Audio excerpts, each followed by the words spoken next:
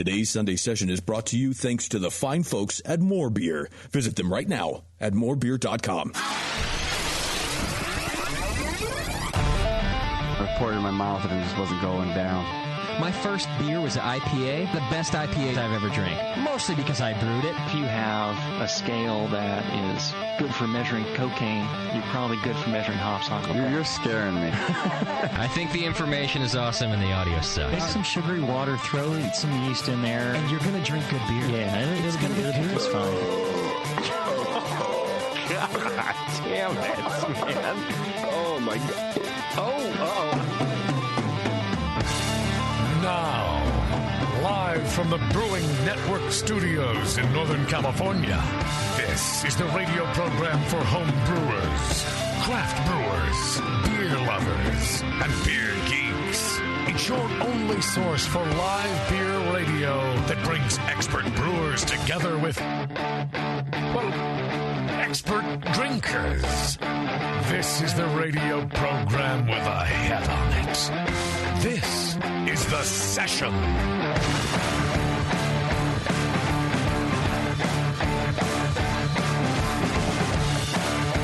What am I doing in my life? You know, I think that whoever sits in the Justin seat, it's like the Mark of Cain, if everyone watches Supernatural. No. Okay, great. Well, just pretend that everybody does. Okay. And, whoever has the Mark of Cain just gets super, all aggro and, wants to kill everybody. And I think that's what this seat does. That's why I think Justin has lost his mind over the years. Well, good thing it's a really comfortable seat. It's the most comfortable ever. Yeah. As a huge fan of Supernatural, I totally know what you're talking about. Thank you very much, Warren. Yeah. I can always count on you to turn my life around. Well, look, if you couldn't rely on Warren... Warren. Don't be such a Warren.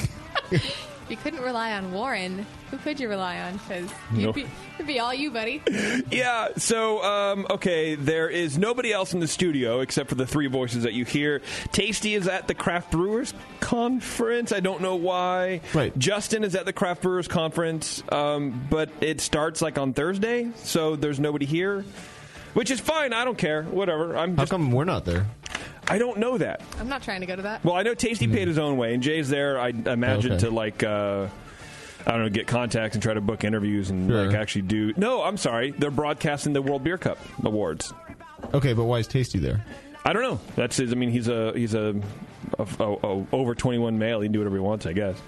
But I got the email 3:30 today. I'm not going to be there. You motherfucker. And we have a great show. We have Denny and Drew on, our good old friends, to talk about their new book. What is it? Homebrew All-Stars.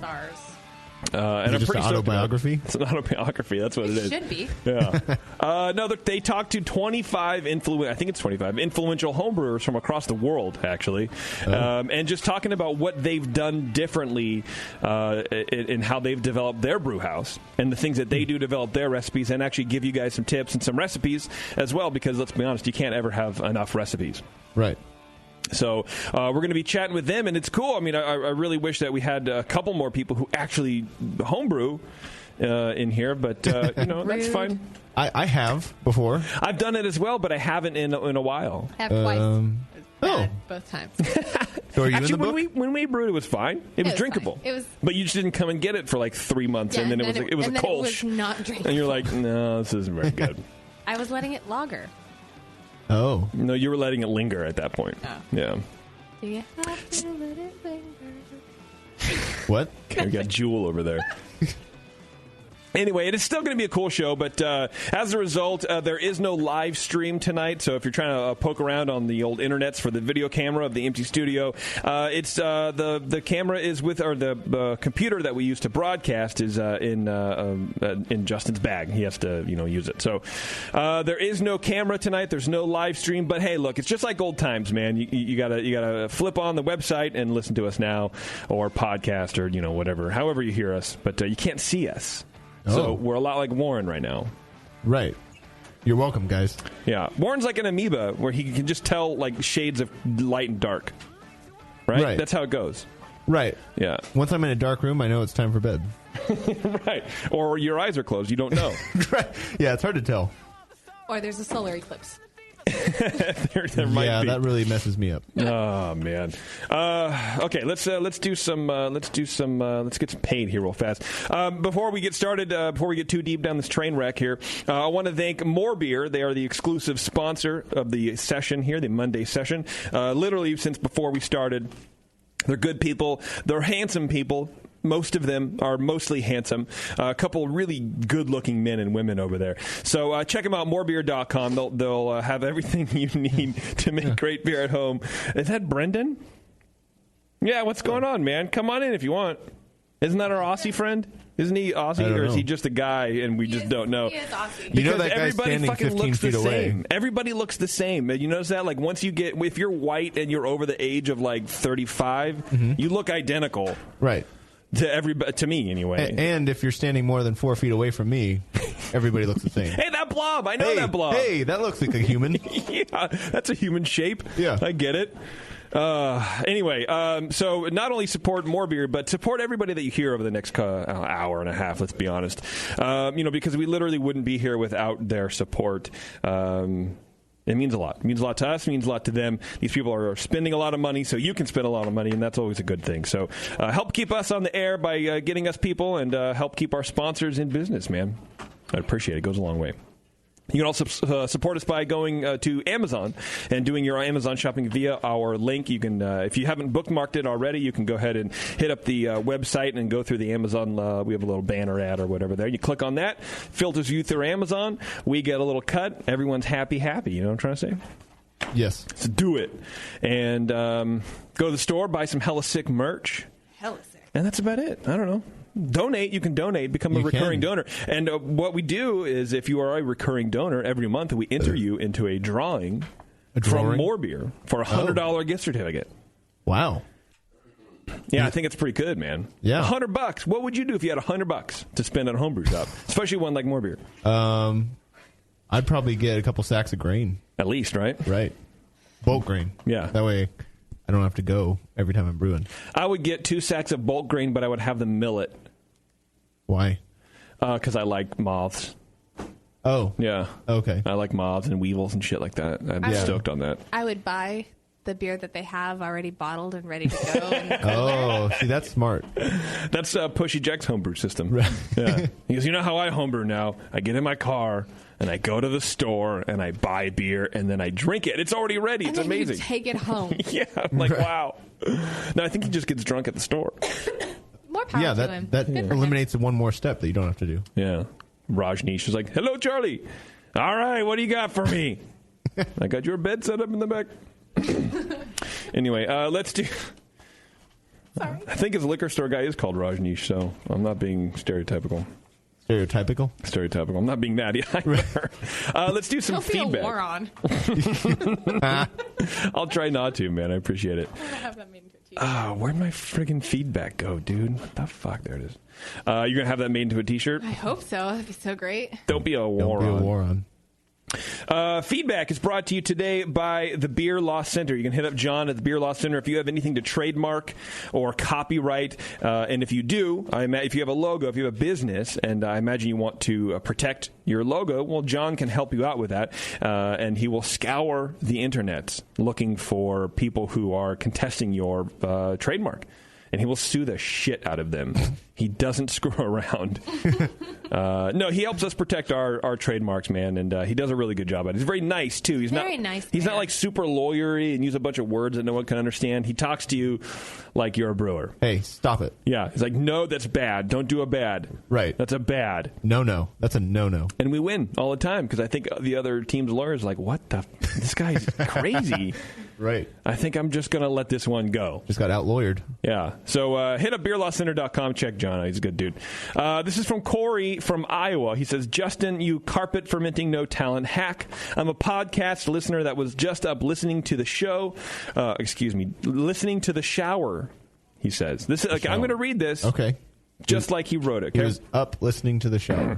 I'm a podcast listener that was just up listening to the shower starting at the beginning, working my way forward in time to present, until to my dismay, I went to download the podcast after Shipyard, and what do I find? It's all gone. Oh, why? He has 4 question marks. I've been brewing for 2 years and have been all grain since brew 2 because I found your show. I know I'm out of date and still living in the past, but will the old podcast be coming back? 2 question marks. Thank you. Wow. First of all, you could probably turn your shower off when you're not using it. Sounds like a voice, like he was voice emailing. Do people do that? Really? I do that when I email you. Notice the non-punctuation in all of my emails and the misspelled words. But so do you think he went, why, oh, why? Question mark, question mark, question mark, question mark. I do that sometimes. If I'm voice texting, I'll be like, why? What up, brah? Question mark, exclamation point. Actually, I do that too. Okay. Okay, well, Corey, I don't really know what you're talking about. What podcast? The one after Shipyard. These are the assumptions. It's the session you're talking about. And then everything after Shipyard is gone. Everything before Shipyard is gone. Did Justin delete them in iTunes? I don't think he would. So I hate iTunes. I tried to go into iTunes, figure it out. I can't. I don't know how people use iTunes. I cannot hate it enough. I use Stitcher. I'll look on my telephone. Please do. On your portable pocket computer. Yep. Right. Anyway, you let me know how that goes, Bo. I'm on it. Thank you. This next one is from Tim from Benicia. Oh. That's kind of close. Yeah, he says, Dear Brewcasters, I've been listening for about 8 months now. Geez, take a fucking break, dude. And homebrewing for a year and a half. Thank you. You guys have kept me sane since my son was born with his guts on the outside of... No, I made that. What? I'm just kidding. You guys have kept me sane since my son was born and haven't been able to brew quite as much. Not only that, the few beers I've brewed since discovering this session have been not only drinkable, but somewhat delicious. Whoa. Oh, somewhat. Yeah. Wow. He's getting up there, man. All that being said, I am not writing in to stroke you guys too much, but to complain, as most everyone does. For a few weeks, I've had the same problem as everyone else and couldn't find any new shows past the Pizza Port episode. Corey, take notes. This is how you actually convey a thought in an email. Okay. Then one day, they showed up at a random spot in the archives just after the 7/15/15 Cellar Maker show. I was happy to catch up on all current episodes. The only problem is now I can't see any shows older than that 7/17/15 show. He is correct. I was making my way in reverse order through the archives. I was back to midway through 2013, about to start the Brendan Moylan episode with The Martian I had been hearing about. Anyway, whatever help you guys can be would be awesome. I would love to continue listening to the archives as well as staying up to date with current episodes. That way I don't fall asleep at the wheel to and from work. Tim says, P.S. Please bring the banjo song that went with feedback, if for no other reason, to hear Doc say kick ass along with Cartman every single time. It's not going to be every single time because that would mean that Doc would have to be here. Right, he wouldn't say it this time. He wouldn't have said it this time, that's for sure. Yeah, Tim, I agree with you. I'm still trying to find that song. No, I'm not. But I should start on that. As far as the archives, I don't know. Thank you for the eloquent email. I will send that on to Justin and see if we can get that fixed. I don't necessarily know. Yeah, he's right. Happening. I'm looking at the feed right now, and he's right. He's absolutely right. They're all gone. They gone. They gone? All right. Well, that sucks. So we're going to have to figure that out. It's the ghost of Steve Jobs. That's probably true. Oh, man, dude. So May 1st was Greek Easter. Why do you need your own Easter? Because Christ died for Greek people's sins, not for separately? anybody else. Yeah, separately. Oh, okay. Yeah. You don't even believe that. I know. That's true. No, man, I had Greek Easter, and it was amazing. I overate on lamb twice. In the same day? In the same day, because I have two. We're Greeks. We have two families, of course. I don't know. Oh. But I don't know. I had the most amazing Sunday. It was amazing. So, Christos Anesti, right? You know what I'm trying to say? No. Okay. I don't know Greek. No, but my nephew got one of those Traeger smokers. Oh, yeah. Those things are great. Dude, and he smoked these two, lamb butts. I don't know. They were like wrapped in like the netting or whatever. Okay. Yeah, two of those fucking things. Yeah. Smoked the shit out of the butt. And it was delicious. It was amazing. This is the best lamb I've ever had. Did you have a spanakopita or whatever had that is? spanakopita, had the nomades, had these awesome little cookies called mellow makukalakas or whatever they're called. I don't know. I should have brought one for you, but they're too delicious. My Aunt Mary made them. I don't know. I just wanted to brag, dude, that I had a friggin' epic Greek Easter, and then we went to my cousin's house and did it all over again. Do you hunt for eggs? No, Greek Easter? No, the Greeks like No, you Greek like Easter sounds legit. you hand them out, but there were eggs. Oh, you just give them to each other? Yeah, and then you like I don't know, maybe Anglos do this too, maybe heathens do this too, where like you find the egg and then you like try to break them, like you egg battle. You ever done that? No. Where like you take the pointy ends of the eggs and you like smash them together. Like, and whoever breaks first loses? Yeah, and then whoever doesn't break, you get luck. You get luck for the rest of the year. Are they raw eggs? No, they're hard boiled, dummy. Oh, I don't. No. I'm not Greek. Well, Yeah. but Okay, I'm just gonna stop you there. yeah. You're playing an egg fighting game and just called Warren dummy. Well, First of all, it's Yeah. war on. War on. I do love me a good sitar. Is this Greek? yeah, man. Oh. This is Anifala Thavnisia. Oh, of course. Yeah, the song Amorganis. Okay. Yeah, from the album Legaki. Okay. Is that an Easter song? I don't know, man. Whatever. Just wanted to talk about my heritage for a second. Is that Yeah, wrong? get in touch with your roots. Get in touch with my roots.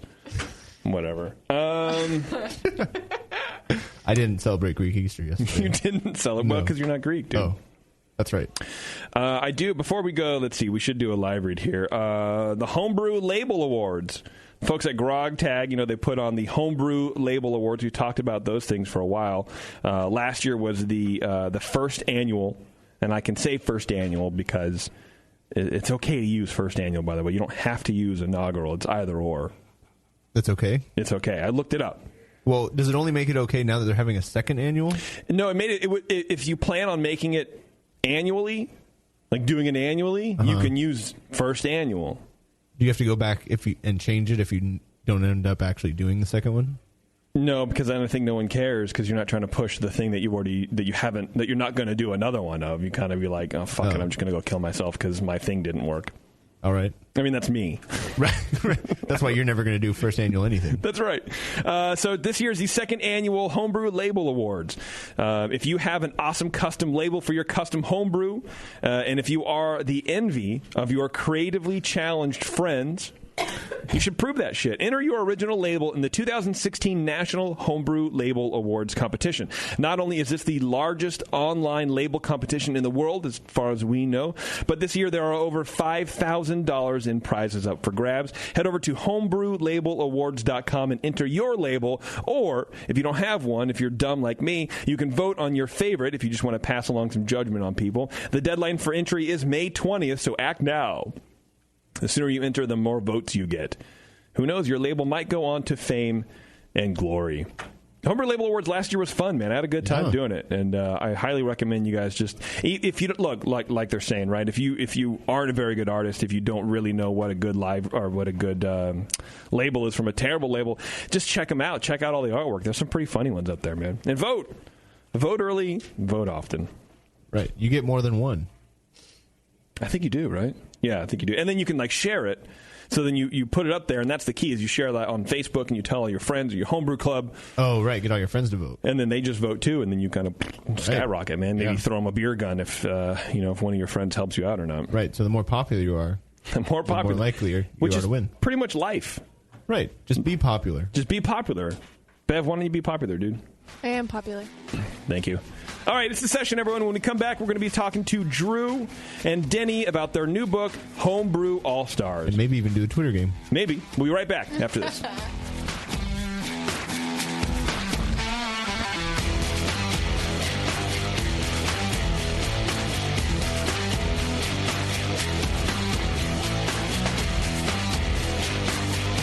You're listening to the Brewcasters. Brewcasters on the Brewing Network.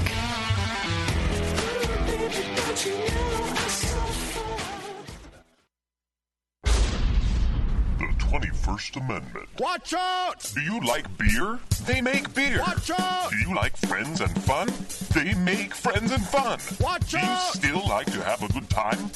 The 21st Amendment. Watch out! The 21st Amendment in San Francisco, located at 563 2nd Street, 2 blocks from the building where baseball is seen and played. Try their beers in the pub or try them in the can, featuring Monk's Blood, made with real monk. Watch out! So why not have the best time of your life? go to the 21A and Sean O'Sullivan will personally greet you with a can of Monk's Blood.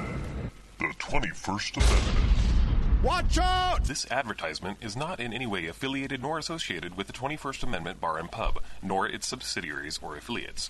This telecast is not copywritten by the 21st Amendment for the private use of the Brewing Network. Any use of this telecast without Jamil Zainashev's consent is prohibited. Suck it, JP. Hey, my brewing brothers and sisters. This is Jamel Zainashev, and I want to tell you about Heretic Evil Twin. You might be familiar with my homebrew recipe, which uses massive late hopping to create a balance between the malty sweet and the hoppy bitter, along with an outrageous malt and hop character. I wanted a beer with the same bold hop and malt character, so we played around with the homebrew recipe until we were able to make a great commercial version too. We've created a beer rich in malt character, full of caramel, toast, biscuit, and an ever so subtle roast note. On top of that, we piled in an insane amount of Citra and Columbus hops at the end of the boil, as well as in dry hopping. This damn-the-cost approach to hopping gives Heretic's Evil Twin a great blast of citrus and tropical fruit that can't be matched by any other hop. The result is a bold, malty, hoppy, but easy-drinking beer. This is our top seller, our flagship beer, and I couldn't be prouder of it. Cheers. To find Heretic beers near you, click on Find Some at hereticbrewing.com. Brewing great beer is a process of continuous learning, and the best books on every aspect of brewing can be found at Brewers Publications, with more than 50 awesome titles like Modern Homebrew Recipes by Gordon Strong, Designing Great Beers, the Ultimate Guide to Brewing Classic Beer Styles by Ray Daniels, American Sour Beers, Innovative Techniques for Mixed Fermentations by Michael Tonsmeyer, For the Love of Hops, The Practical Guide to Aroma, Bitterness, and the Culture of Hops by Stan Hieronymus, and Radical Brewing, Recipes, Tales, and World-Altering Meditations in a Glass by Randy Mosher, plus many, many more. These are the books and the authors with the knowledge to push your brewing farther than you thought possible. And you'll find them all at fine homebrew and book retailers everywhere. And visit the website at brewerspublications.com. Brewers Publications, all the best on beer and brewing. Since the first time the Brewing Network microphones turned on, More Beer was behind it. More Beer sponsors the programming on the BN because, like you, they love brewing. And like the Brewing Network, they love sharing their knowledge. Morebeer.com isn't just a website to place your next equipment or ingredient order. Morebeer.com also gives you access to free beer information that will make you a better brewer. Go to morebeer.com and click into the Learning Center. You'll find podcasts, technical facts, video tutorials, and more, including access to The Buzz, More Beer's social network of more than 5,000 members. And some of them might even be crazier about beer than you are. Get over to morebeer.com today and take advantage of The Buzz, the forum, the Learning Center, and make sure you're signed up to receive the newest More Beer catalog. More Beer, bringing you absolutely everything for beer making.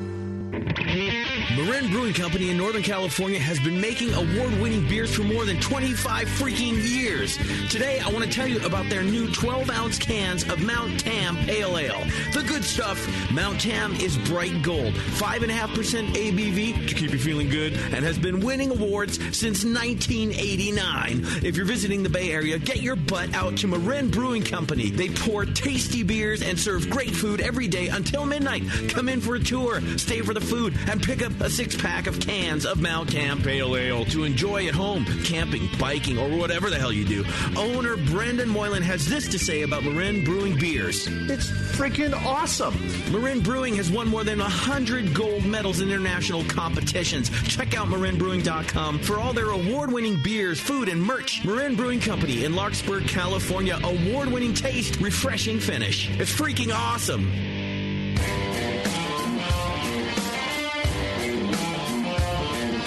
Brewcasters are back. 888-401 beer. Whatever.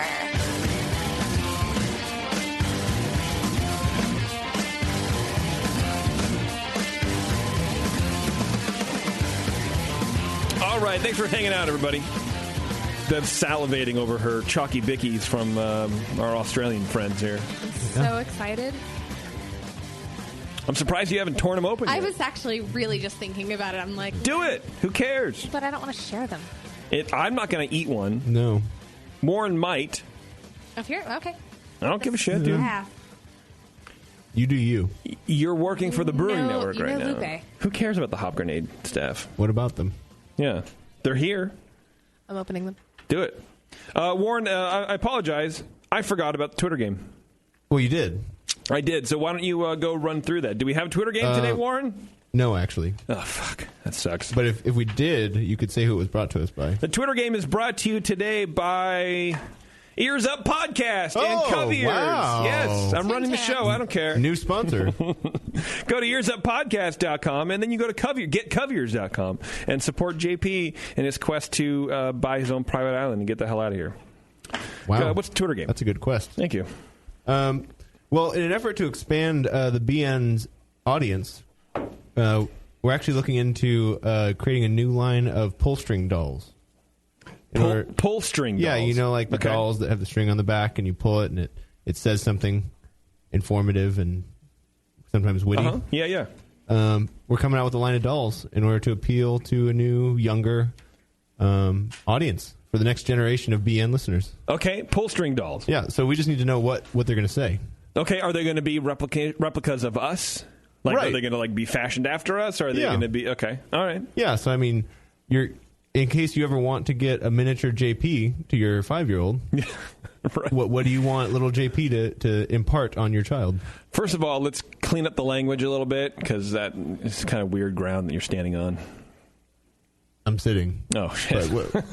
I'm just kidding. Okay, what pull string dolls? Yeah. BN pull string dolls. Right. What are we going to say to all the little kids out there?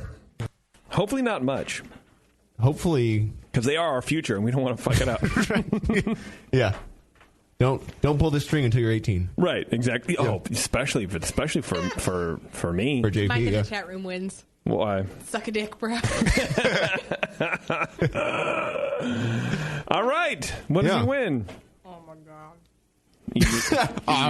Eating your chalky bickies? Yep, she's eating it. It's so good. It's just like a cracker with chocolate, right? No, it's the best ever. You're It's drunk. She's drunk already. Oh, Wow. On, it's so on good. Aussie chocolate. If I had a giant glass of Cabernet right now, I'd be done. Yeah? I'm retiring. You'd be gone? Happy she gone. Oh. No, they're like crackers, but then there's like a moussey chocolate in the middle. In the middle. And then they're dipped in dark chocolate. Oh. Get it right on the mic there, bro. Wow. Well, with us on Skype, we have Drew and Denny. Are you guys with us? Hola. Hey, how you guys doing? Doing great. Excellent. Have you had chocolate bickies? Have you guys had these chalky bickies we've been talking about? Or we said it.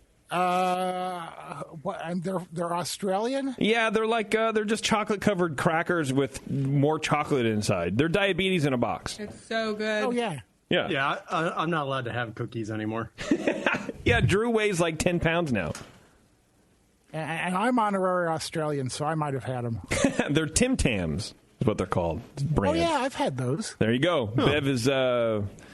I would talk, but my mouth is full. Bev is overindulging. There might be one left in the back. Yeah, there might be. And there's 24 in a box, so she just scarfed him. Don't judge me. Anyway, guys, we're not here to talk about Bev's eating habits. We're here to talk about Homebrew All-Stars with the world-famous, I assume that's correct, world-famous Denny Conn and Drew Beechum. For a certain definition of the world, yes. Yeah, well, that's right. You know, as long as it's very limited, we're world famous. Yeah, in my world. And that's all that really matters. Okay. And JP, that's all that matters to me. Thank you. See, that's why I had you on, Drew. It's because you know how to kiss my butt. When did this book come out? It's really new, right? Relatively? Yeah, it literally just came out. I think it started officially shipping today. Oh wow! Okay, hot off the press. Wow, that's nice, man. I love it. We're super excited about it. It's been in the works for a little over a year now. Yeah, about that. It seems longer. Maybe that's why I thought it already came out, because I on Facebook you guys have been talking about it, and I think it's pretty cool because you are asking just normal pud like me opinions on stuff. You know, like what should be in the book. You, JP. Well, no, not me specifically, but because this is All-Stars. It's about All-Stars. It's just about like All-Stars, yeah. experimental homebrewing. Just like experimental homebrewing, the book before, we kind of like don't really want to tell people how to brew. Yeah. John's got that covered. So what we like to do is present them with a whole bunch of options and let them decide what works for them. I like that. I like so you're not necessarily talking to people. You're just having a conversation about the same thing, about the same topic. Yeah, because when you think about it, you can stick 5 homebrewers into a room, give them a problem to tackle. They'll come up with 9 ways to do it. Yeah. At least 7 of which are probably right. Yeah, maybe. But the beer will still be cloudy when it comes out. That's a guarantee. Yeah, so we had all these friends and other people that we'd heard about that have all this really interesting information, and we wanted to gather it together, but to try and make it somewhat coherent, we kind of divided everybody into archetypes, like the scientists and process nerds and gear geeks and stuff like that.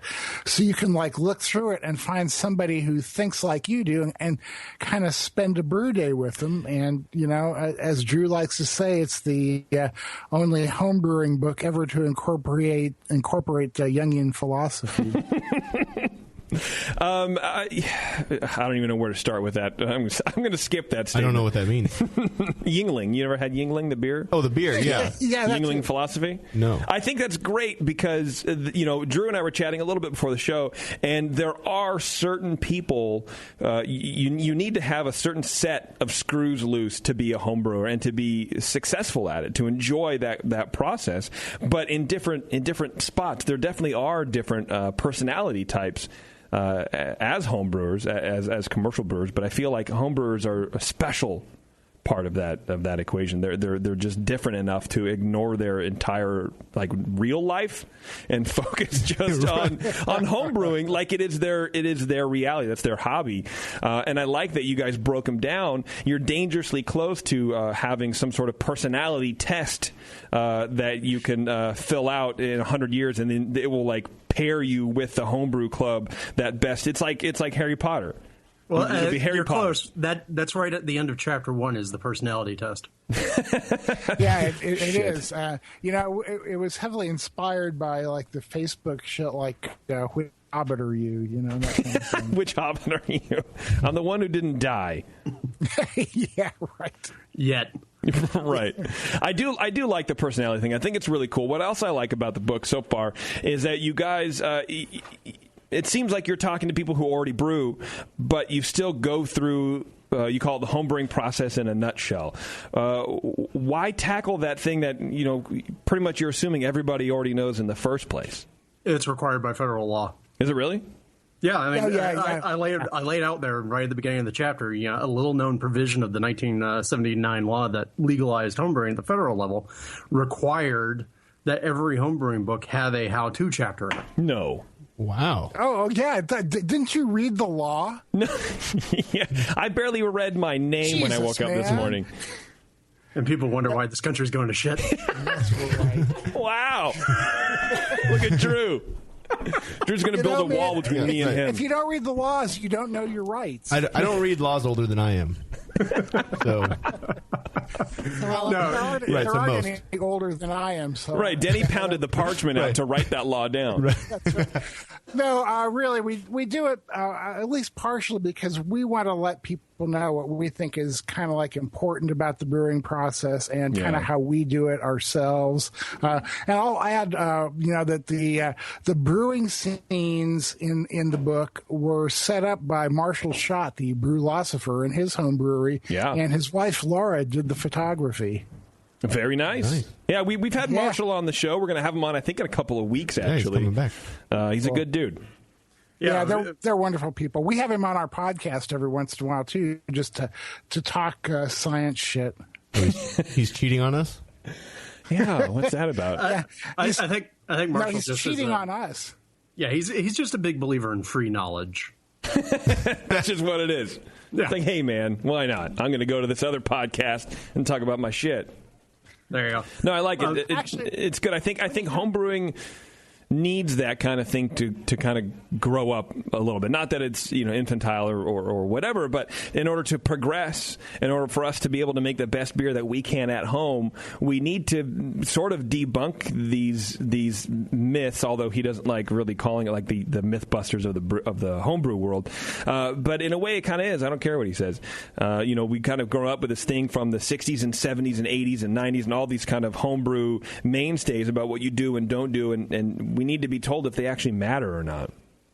Yeah, and truthfully, it's just fun. And it's just fun at the end of the thing. But I think that's what you guys are kind of getting at, and we were talking about a little bit before, Drew, is that it takes a certain kind of person to think that is fun.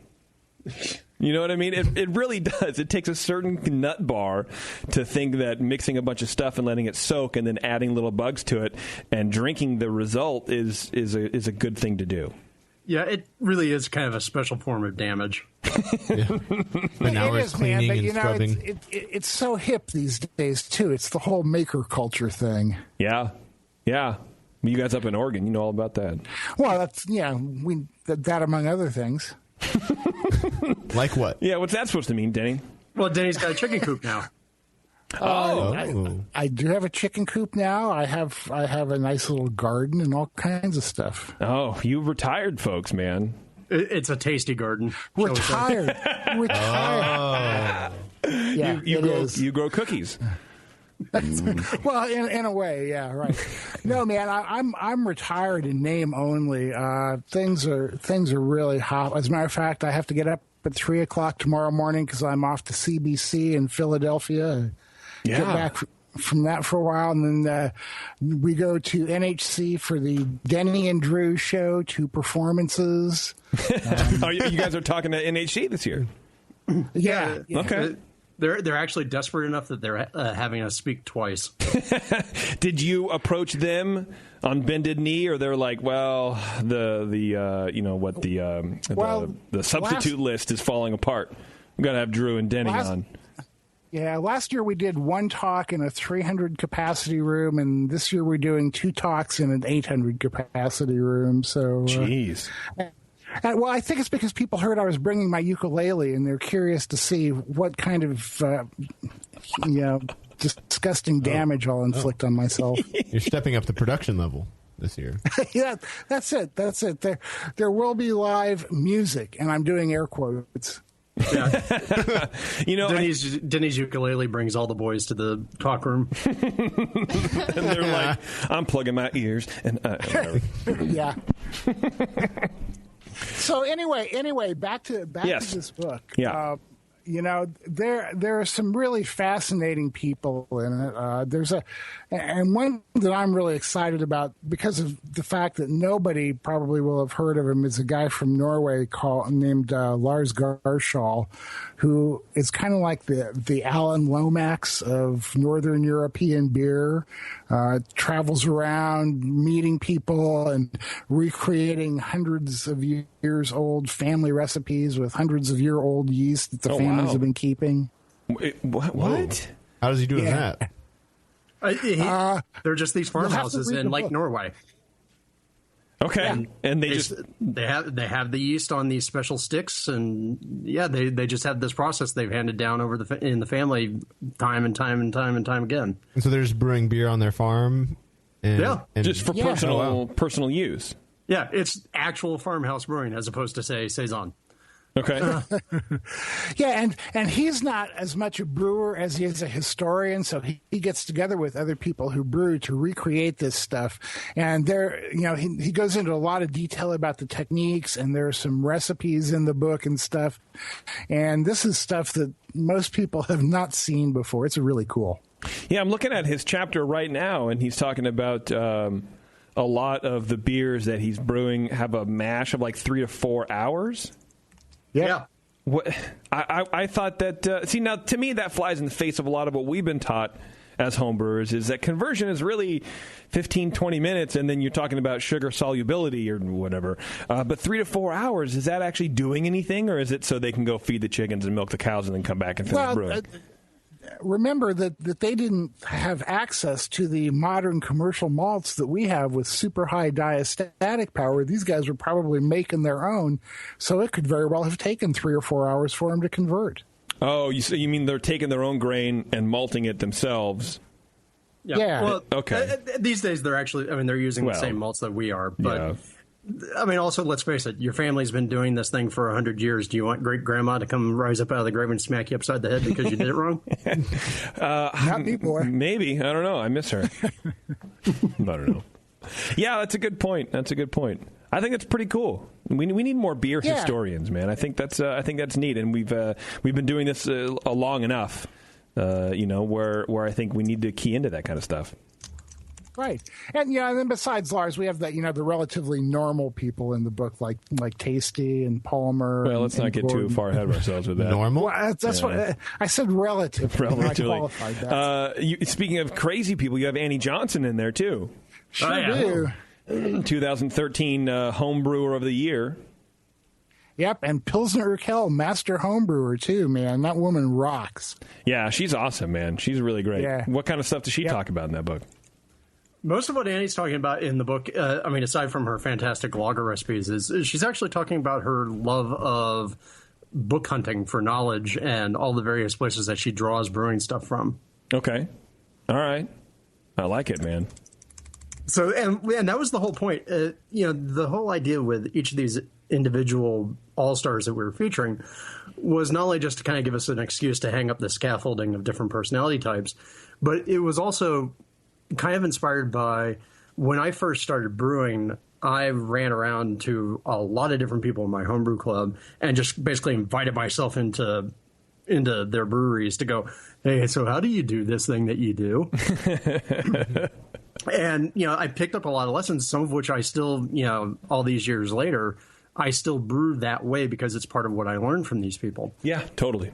And so one of the hopes that we had was, okay, great. With this book, we want to go find these people, and they're not just big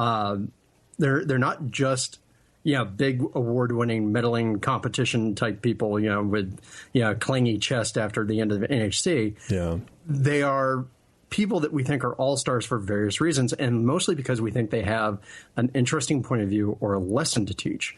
And that was one of the real keys was we wanted you to read one of these interviews with one of these guys or girls and come out the other side having had a lesson from them as if though that you were brewing with them. It was something that you'd be able to pick up while you were hanging out with them. Okay. Right. Yeah, which is important because, we can't really get together all the time. And, there's the internet we can keep in touch with. But people are doing their own thing and they're learning what works for them. And what works for them may actually work for you, may work better for you than what you're doing. And the only way to know that is to hang out and brew with someone. And unfortunately, we can't all just hang out and brew together. But I think that's awesome. I think that's a great way to get people, unified is through this book and really get to the core of what makes people brew the way that they do. Yeah, and I thought it was really great. We went to these people and we said, hey, give us a lesson, but we don't want you to give us a lesson of, in order to make my beer, I make a starter. All right, we cover that. We have all that in the front of the bar. We get that, yeah. But we really said, no, we want you to come up with something that's uniquely you. And it took a while with some of the folks because they didn't really think they had something to share that was like that. And so Denny in particular, who's very, very good at staying on top of people and bugging them repeatedly. You know how obnoxious I am. That's true. That's true. And so we slowly teased it out of some people where at first they're like, I don't know why you want me to do this. This doesn't make any sense. And I think we ended up getting some really great lessons and some things that are kind of outside the normal, like Jeff Gladish out of Tampa, Florida, who is an award winner and does a lot of really cool things. He's also really known for smoked beers, and particularly beers that he does using malt that he smoked himself. Okay. So his lesson in the book is smoker. Yeah. Denny's still blown away by it. So cool. I'm sorry. I just had to jump in there because it's so neat. What is it? What's neat about it? It looks like a homebrewer's concoction, like like Denny's mash tun, but it's really awesome. Okay, is there a photo of it in the book? There Several. sure is. Okay. And instructions to build. Yeah, basically, he converted an old Weber grill and some furnace duct into this incredible malt smoker. Some furnace.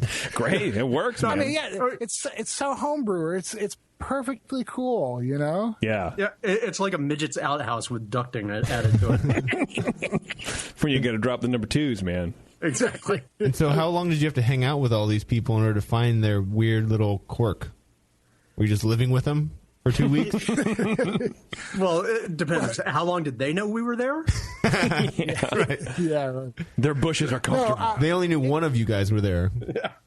A lot of it was because we know these guys and girls ahead of time and kind of knew what to ask them. And a lot of it was through repeated email prompting. We would send out questionnaires and have them take surveys and stuff like that. And the dreaded clam chowder saison was born of this project because... I think I had that beer. That's gross. Yeah. Wasn't that at NHC last year? What's wrong with you, dude? Yep. You know, my favorite quote was Mike Tonsmeyer, who said, you know, if I had to make a clam chowder saison, this is how I'd do it. But no, people were kind of taking a while getting them back in. So I said that if they didn't hurry up, Drew would unleash a Manhattan clam chowder saison on the world. Oh. And I'm from a long line of New Englanders, so the idea of Manhattan clam chowder is anathema to my soul. And I said, hell no, Denny. If I'm going to brew a clam chowder saison, it's going to be a New England style clam chowder saison. Oh. And hey, by the way, I know that you had to fly through L.A. before we go to Brazil this year, so we're going to brew it. Yeah, that's gross. And so I stopped at Drew's house on the way to Brazil. Palmer came over to help out. We have pictures of him stirring in the potato flakes. Okay. And you know, it turned out, I thought it turned out pretty damn awesome. But you know, I expected it to be a total gag and spit situation. Right. And it actually was a fucking successful experiment. Would you do it again? Yes. No. Really? No. Yes, no? Yes, no. No. He would I because would. he's crazy. I wouldn't because I like to experiment, and I saw how that experiment turned out, and it's not the kind of beer you sit on your deck and have a couple pints of, but it was a damn successful experiment. Well, yeah, you know what? And I guess there is a difference. You have to differentiate between the two. What's a successful experiment may not be a successfully drinkable beer. Yeah, exactly. I'm looking at the recipe for that thing right now, Drew. So you would brew this again to drink, like just to have on tap? Like, oh, dude, tap 4, man, go for it. Yeah, fill up a bowl. Get you some. Really? Yes. Yeah. The problem is that the clams get stuck in the taps, you know, and you kind of have to dig it out. God.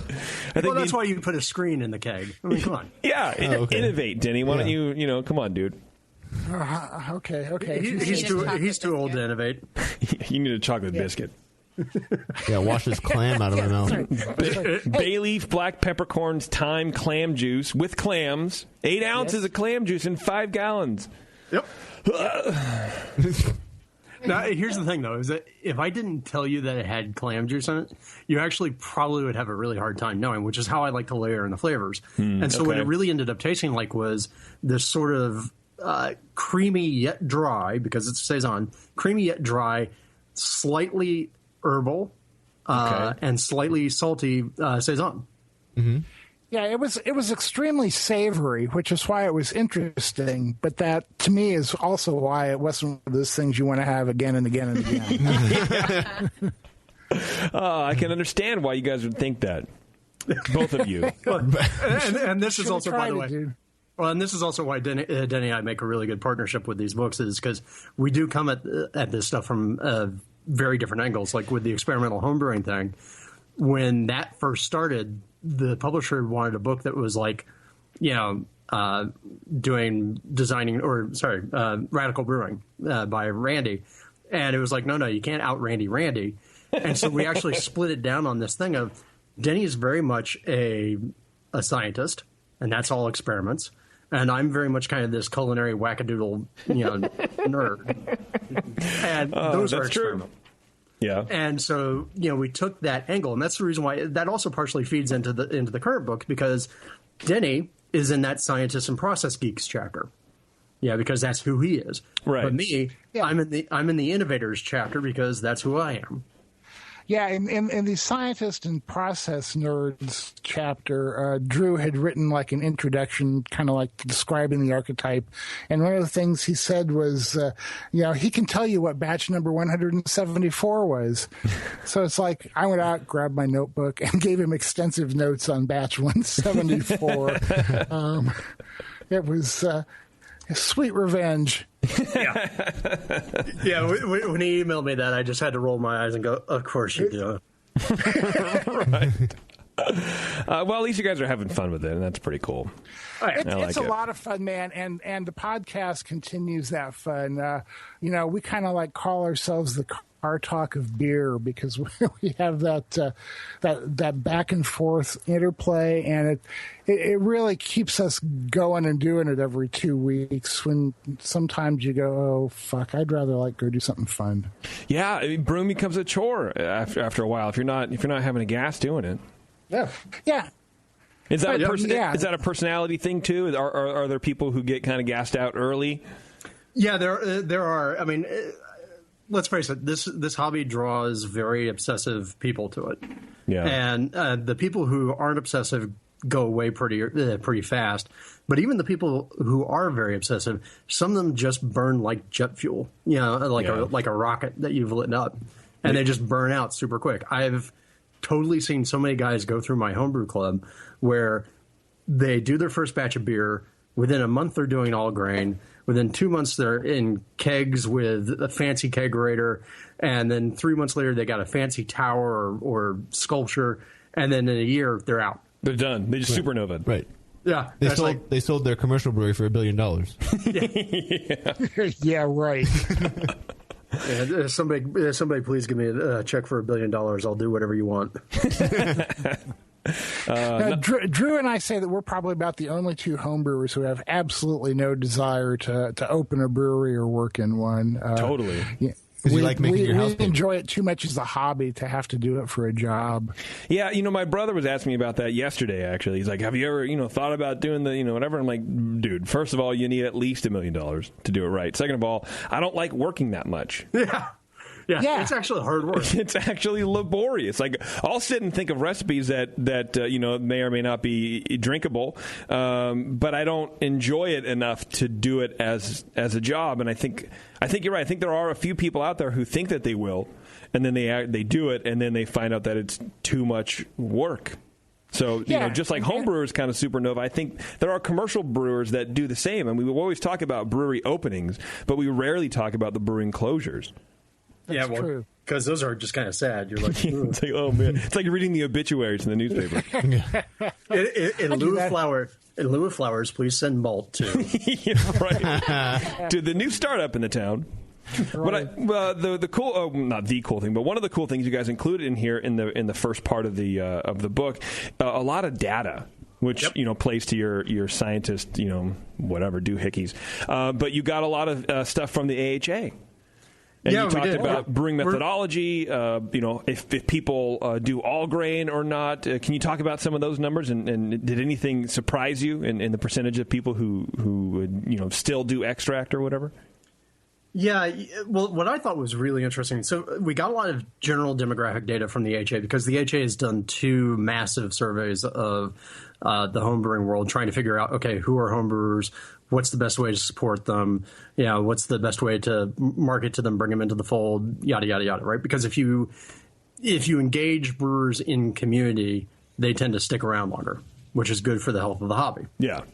And so we got a lot of that demographic data from the AHA because Denny and I both obviously have a very close relationship with the AHA. Mm-hmm, yeah. And then what we did was we actually went and commissioned our own survey, and we got about 1,000 responses to that from around the world of different people, and had them do things like, hey, self-identify, what sort of type are you? We gave them descriptions of these types and, choose through and find out what you are. And what we thought was really interesting was the vast majority of our respondents were either the scientist process fanatic types or they were the innovator types. and all these other types were actually much lower. Now, part of that may be because we were doing this on the internet, and obsessive people who hang out on the internet are probably geeky to begin with. Yeah, and therefore, internet survey. I will do this. Yeah, that's true.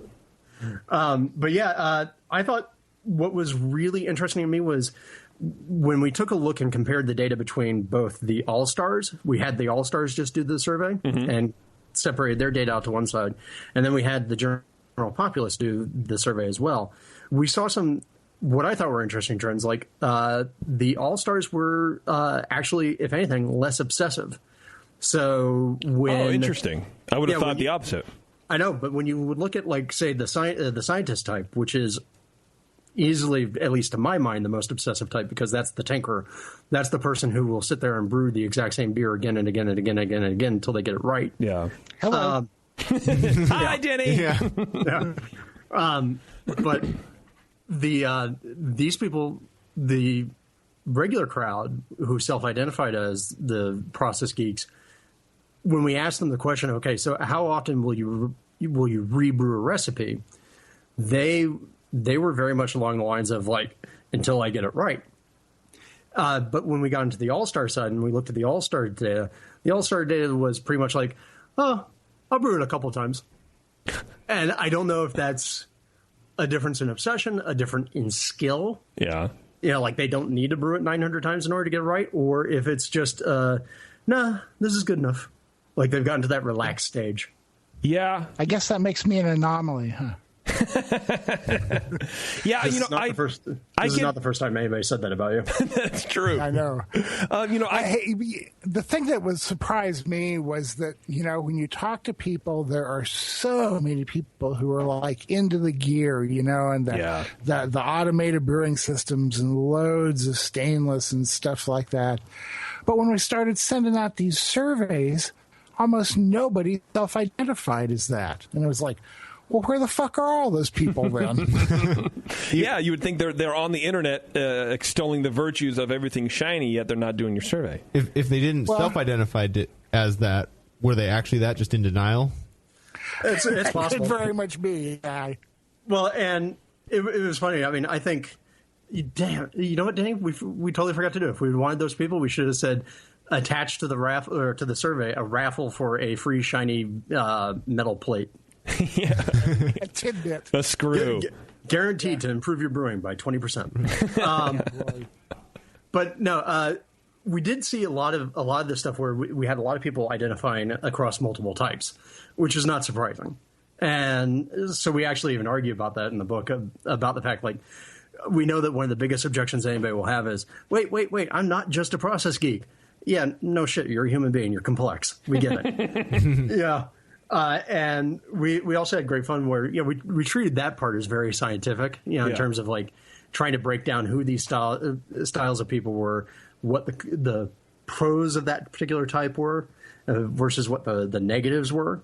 So, like, one of my favorites was writing the negatives of the traditionalist, the old school master style of person. Okay, because basically, y'all suck and I want to stagnate the beer world.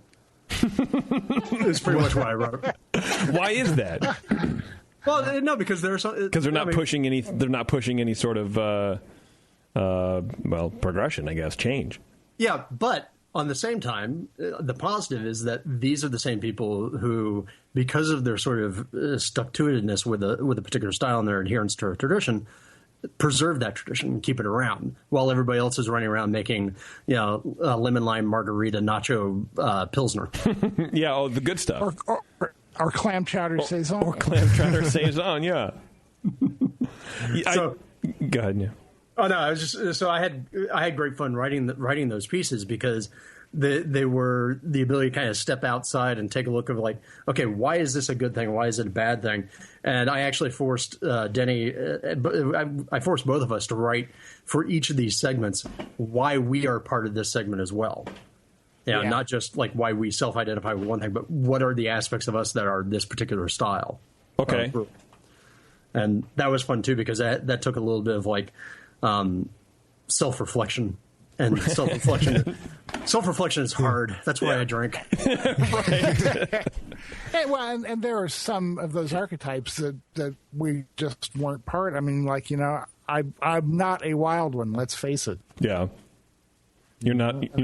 Oh, you're not. That's the archetype, the wild one, the folks who've never met a fermentation they didn't love.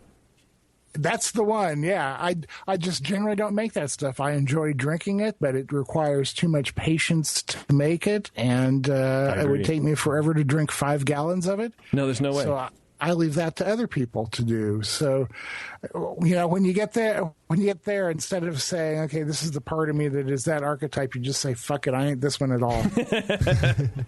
Hey, can you guys hang on a sec? I need to take a break, throw out a live read or two, and then I want to come back and wrap up with you guys. I want to talk about the quiz. I want to talk about some of the numbers that you guys found from the AHA and your stuff, because I think that kind of stuff's really interesting. You guys mind? Got a bit? No, not at all. All right, cool. Hang on a second. All right. Kooks. Weirdos. Archetypes. Whenever I talk to them, I feel like I'm Sam the Eagle from the Muppets. You are all weirdos. But you know who's not weirdos? The folks at Great Fermentations. If you're looking for Blickman products, look no further than greatfermentations.com. They have the largest catalog of said Blickman products on the web. They have same-day shipping on a lot of main items that people can take up to 3 weeks to ship out. Their staff is some of the best trained in using the Blickman stuff. So, don't go anywhere else. GreatFermentations.com. They also have a coupon code now, which is cool. They have $1 shipping on all orders over $50 through the end of May 2016, excluding bulk grains, of course, because let's face it, that's really expensive to ship. The code is BNArmy50. All caps, BNArmy50. Nice. Check it out. All right, we're going to take a break here real fast. We'll be back with the guys from Homebrew All-Stars, Drew and Denny. Hang on, it's the session.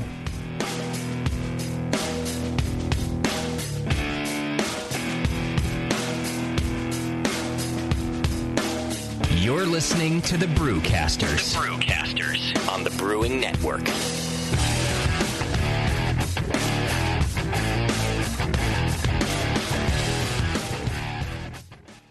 That's it. I've had it. I am never putting hops in my beer again. What? Why? It's just too ridiculous. Insane prices, stupid contracts, high shipping costs, crappy selection. Dude, you need Nico Brew. Nico Brew will rock your f***ing face right the f*** off your f***ing skull. $5 shipping to all 50 states, plus fantastic international rates get you low prices on Nico Brew's great selection of hops and more. Whether you're a home brewer, a pro brewer, or a homebrew shop owner, Nico Brew can get you the hops you need in increments big and small, single orders, spot buys, or full contracts. And there's only one place to join the uber special secret elite bare bones club where you'll get the best deals anywhere. Holy shit. NicoBrew.com. NIKOBREW. Nico Brew, your bare bones buddy in the brewing business. Do you know the 3 most important rules in brewing? Sanitation, sanitation, and sanitation. And no one does it better than 5-Star Chemicals. 5-Star knows sanitation. You can only sanitize clean equipment. And 5-Star knows how to clean, too. For craft brewers and home brewers, 5-Star has what you need to keep your fermenters, serving tanks, kegs, and draft lines sparkling and free of any beer-spoiling bacteria. PBW, caustic, acid cleaners, Star San, SaniClean, lubricants and defoamers, pH stabilizers, and more. 5-Star Chemicals has cleaning supplies, safety supplies, heat exchangers, pumps, hoses, and valves. And 5-Star is proud to offer eco-friendly products that exceed customer expectations. If you have a cleaning problem, you need the 5-Star solution. Visit 5starchemicals.com or call 800-782-7019. 800-782-7019 and get the 5-Star treatment today. Say hello to my little friend. You've heard about White Labs Pure Pitch yeast. Pure Pitch is yeast grown right in its final packaging. That means yeast that has never been exposed to the environment. And White Labs Pure Pitch yeast for homebrewers is now available to everyone at homebrew retailers nationwide. Easy to use, perfectly sized, and ready to pitch. White Labs yeast, packaged using their Flex Cell process, ensures the purest yeast on the market. Visit whitelabs.com to learn more about Pure Pitch, Flex Cell technology, and how it's created. Then visit a homebrew retailer near you for your own perfectly sized package of Pure Pitch yeast. And you can say hello to your own little friend. www.whitelabs.com. If you work in retail sales, the restaurant industry, or are a new craft beer enthusiast, or you know someone who is, you have got to check out Beer 101. Beer 101 is an online course created for anyone wanting a quick introduction to the vast world of craft beer. Beer 101 covers the history of beer, brewing ingredients and processes, vital stats like ABV, SRM, IBU, and gravity, styles, tasting, glassware, and pairing beer with food. The Beer 101 course is offered by the Brewers Association at craftbeer.com, also home to the truly awesome Beer Style Finder, a visual guide to every beer style. Quickly play with color, bitterness, and alcohol content to interactively explore the entire world of beer styles with a gorgeously designed interface to your favorite beverage. The new Beer 101 course and new Beer Style Finder are only available at craftbeer.com. Craftbeer.com, celebrating the best of American beer. Williams Brewing is your online resource for prompt delivery of quality home brewing supplies. Since 1979, Williams Brewing has offered the finest equipment and the freshest ingredients, backed by the best customer service in the business. Do you like to mash using efficient fly sparging, but would like an easy way to heat your strike and sparge water? Enter the new Brewer's Edge electric mash water heater, a plug-in, anywhere, precisely controlled heater for strike and sparge water. Ditch the fumes and second burner and make mashing easy. Go to williamsbrewing.com today and browse their vast selection. That's williamsbrewing.com. Orders placed by 4 p.m. Pacific Time weekdays ship the same day. Brewing is easy the Williams way.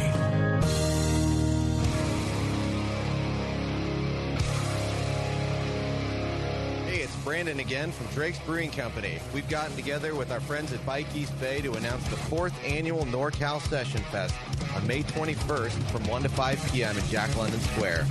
Come hang with over 35 craft breweries as they once again prove that big flavor doesn't have to come from strong beer, and all beer at the event will be under 5% ABV. Enjoy selections of beautifully crafted, full-flavored, and super refreshing session beers while helping to support Bike East Bay's mission of bringing better, safer biking to the East Bay community. There'll be food, a free bike valet, and live music that will set the soundtrack for your session beer drinking good times. Tickets are just $30 and include a commemorative glass and 10 beer tasting tickets. Mark your calendars for May 21st and visit drinkdrakes.com for more information.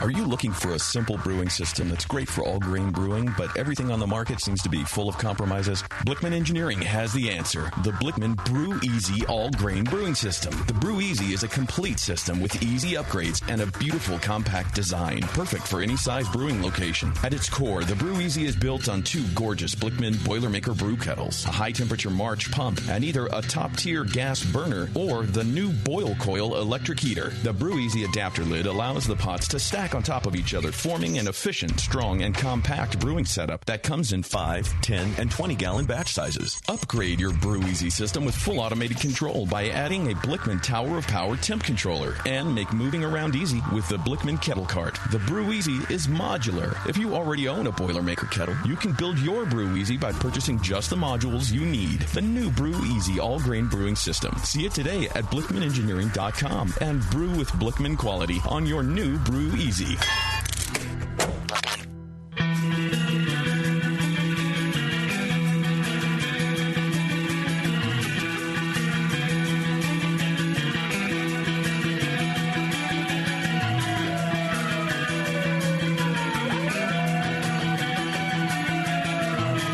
You're tuned into the session because life's too short to listen to crappy radio.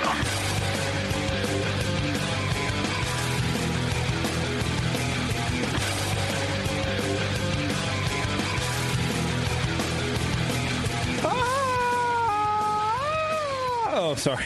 I didn't know the mics were on. I was singing along to the wolf. You hit the button. I hit the shit. I did. Stupid. Sorry to give you the peek behind the... Did I break the fourth wall? Broke the fourth wall, dude. Oh, you ran shit. right into it like the fucking Kool-Aid man. I didn't see it. Oh, yeah. Freaking war on. War on. Pull the war on.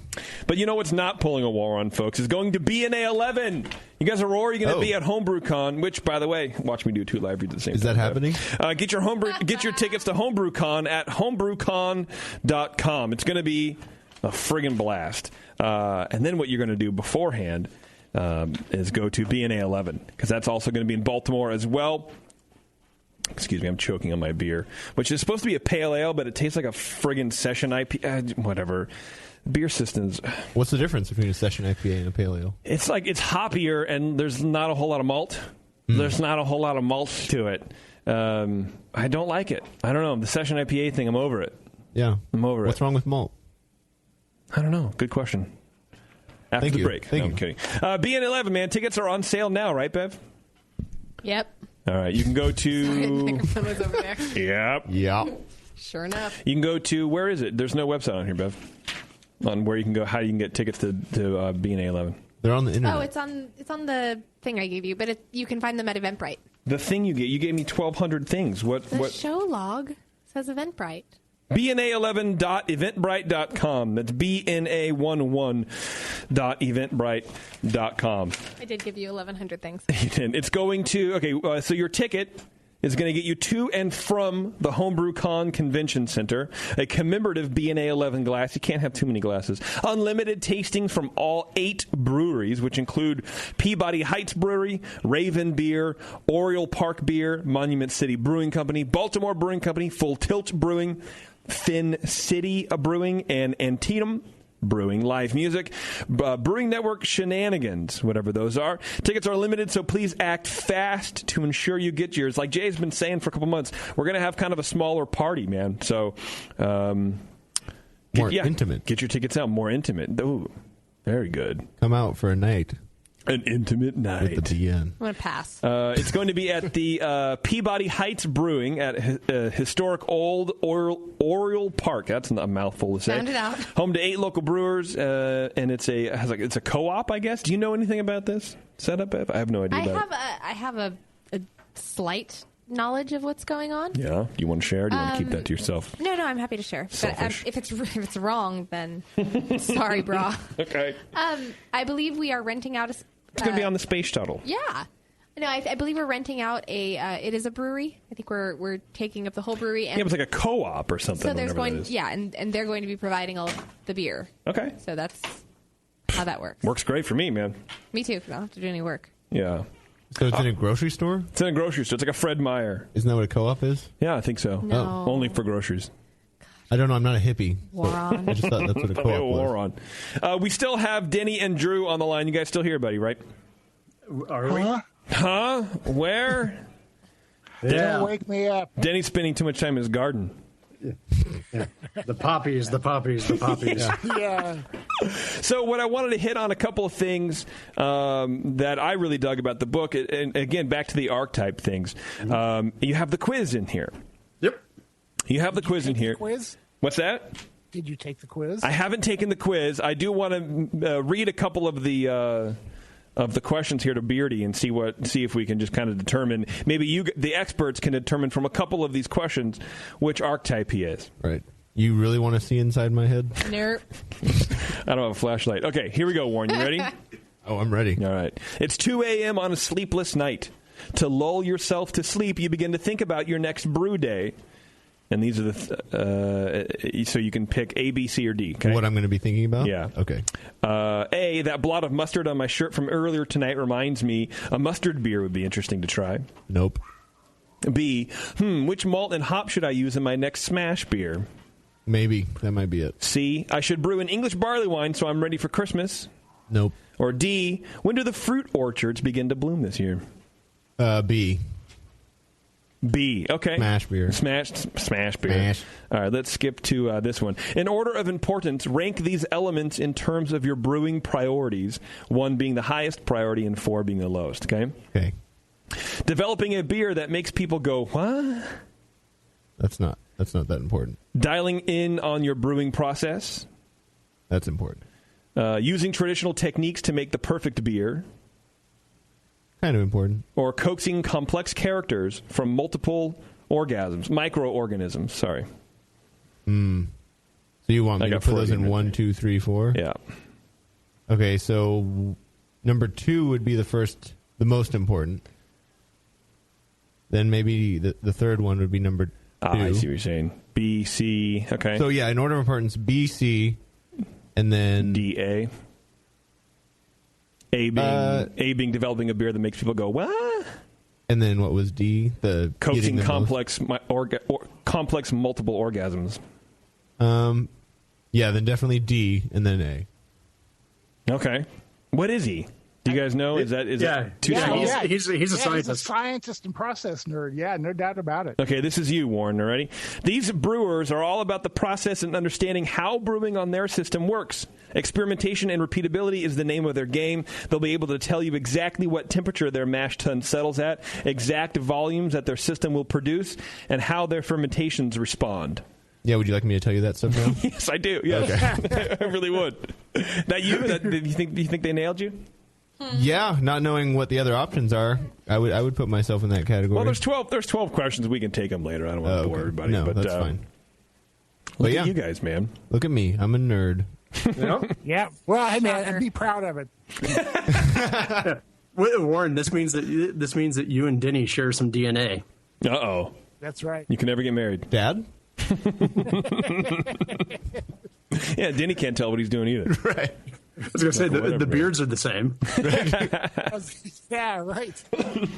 The other thing I thought was really cool, talking about numbers and stuff again, is you have this cool little pie chart, pie graph, about the most common mash types selected in your survey. I thought it was really interesting. 31% of the people that you guys surveyed, which you got, over 500 responders, 31% batch sparge.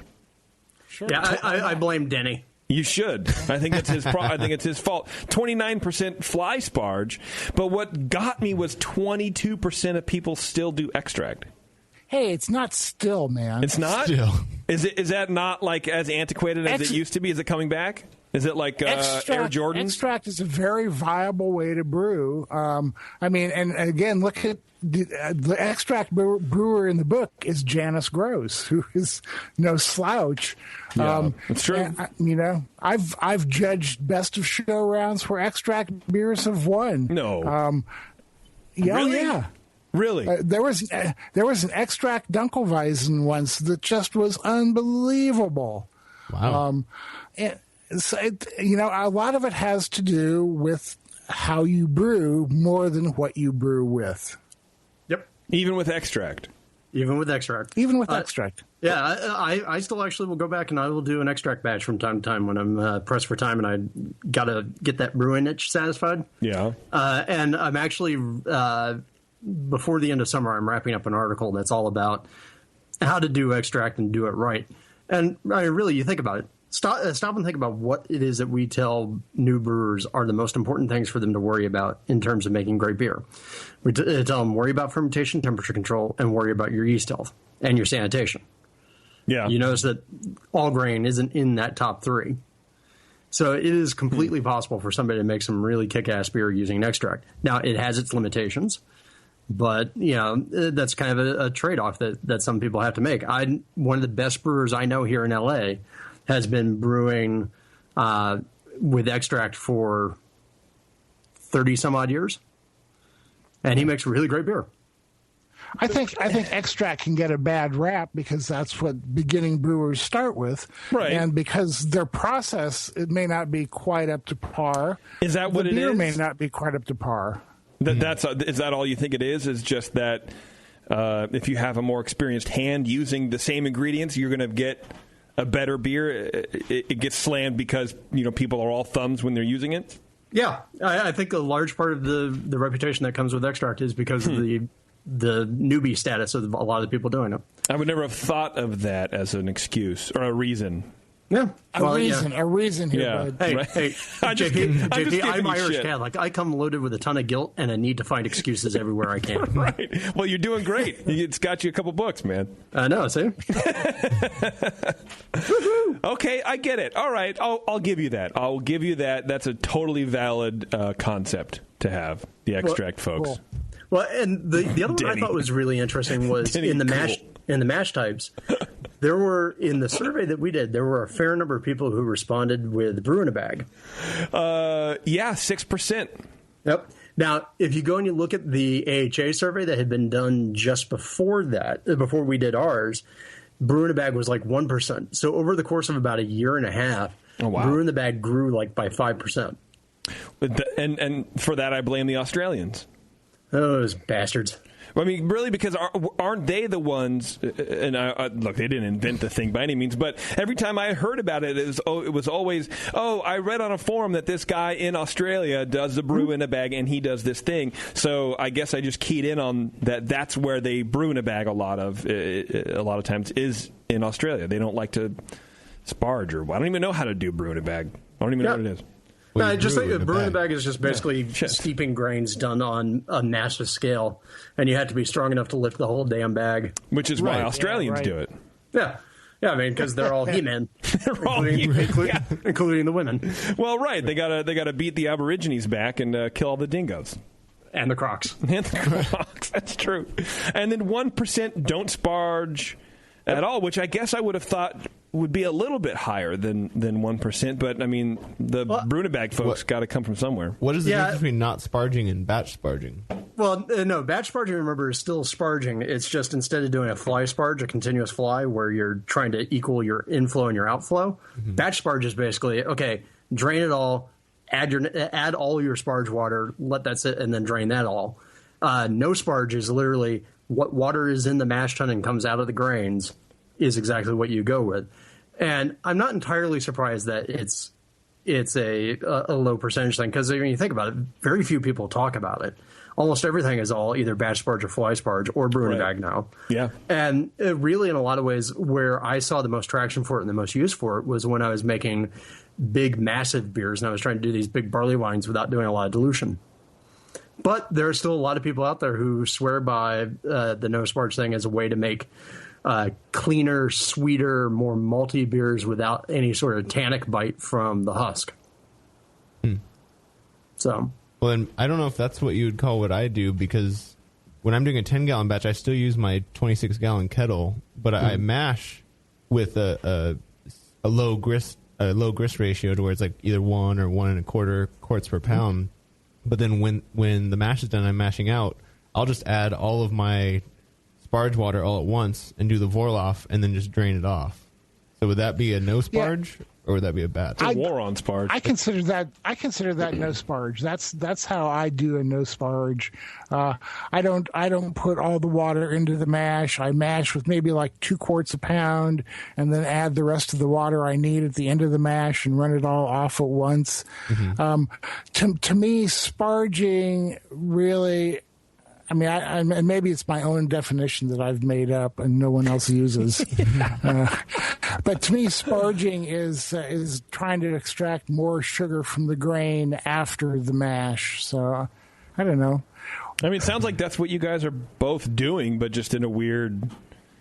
That would be and my normal batch sparge is what Drew described, where you just run it off and then add more water and run it off again. But if I'm making a particularly low gravity beer, I'll do it the other way. So, and it can be we can call it perverted sparge. So I'm a perverted sparger.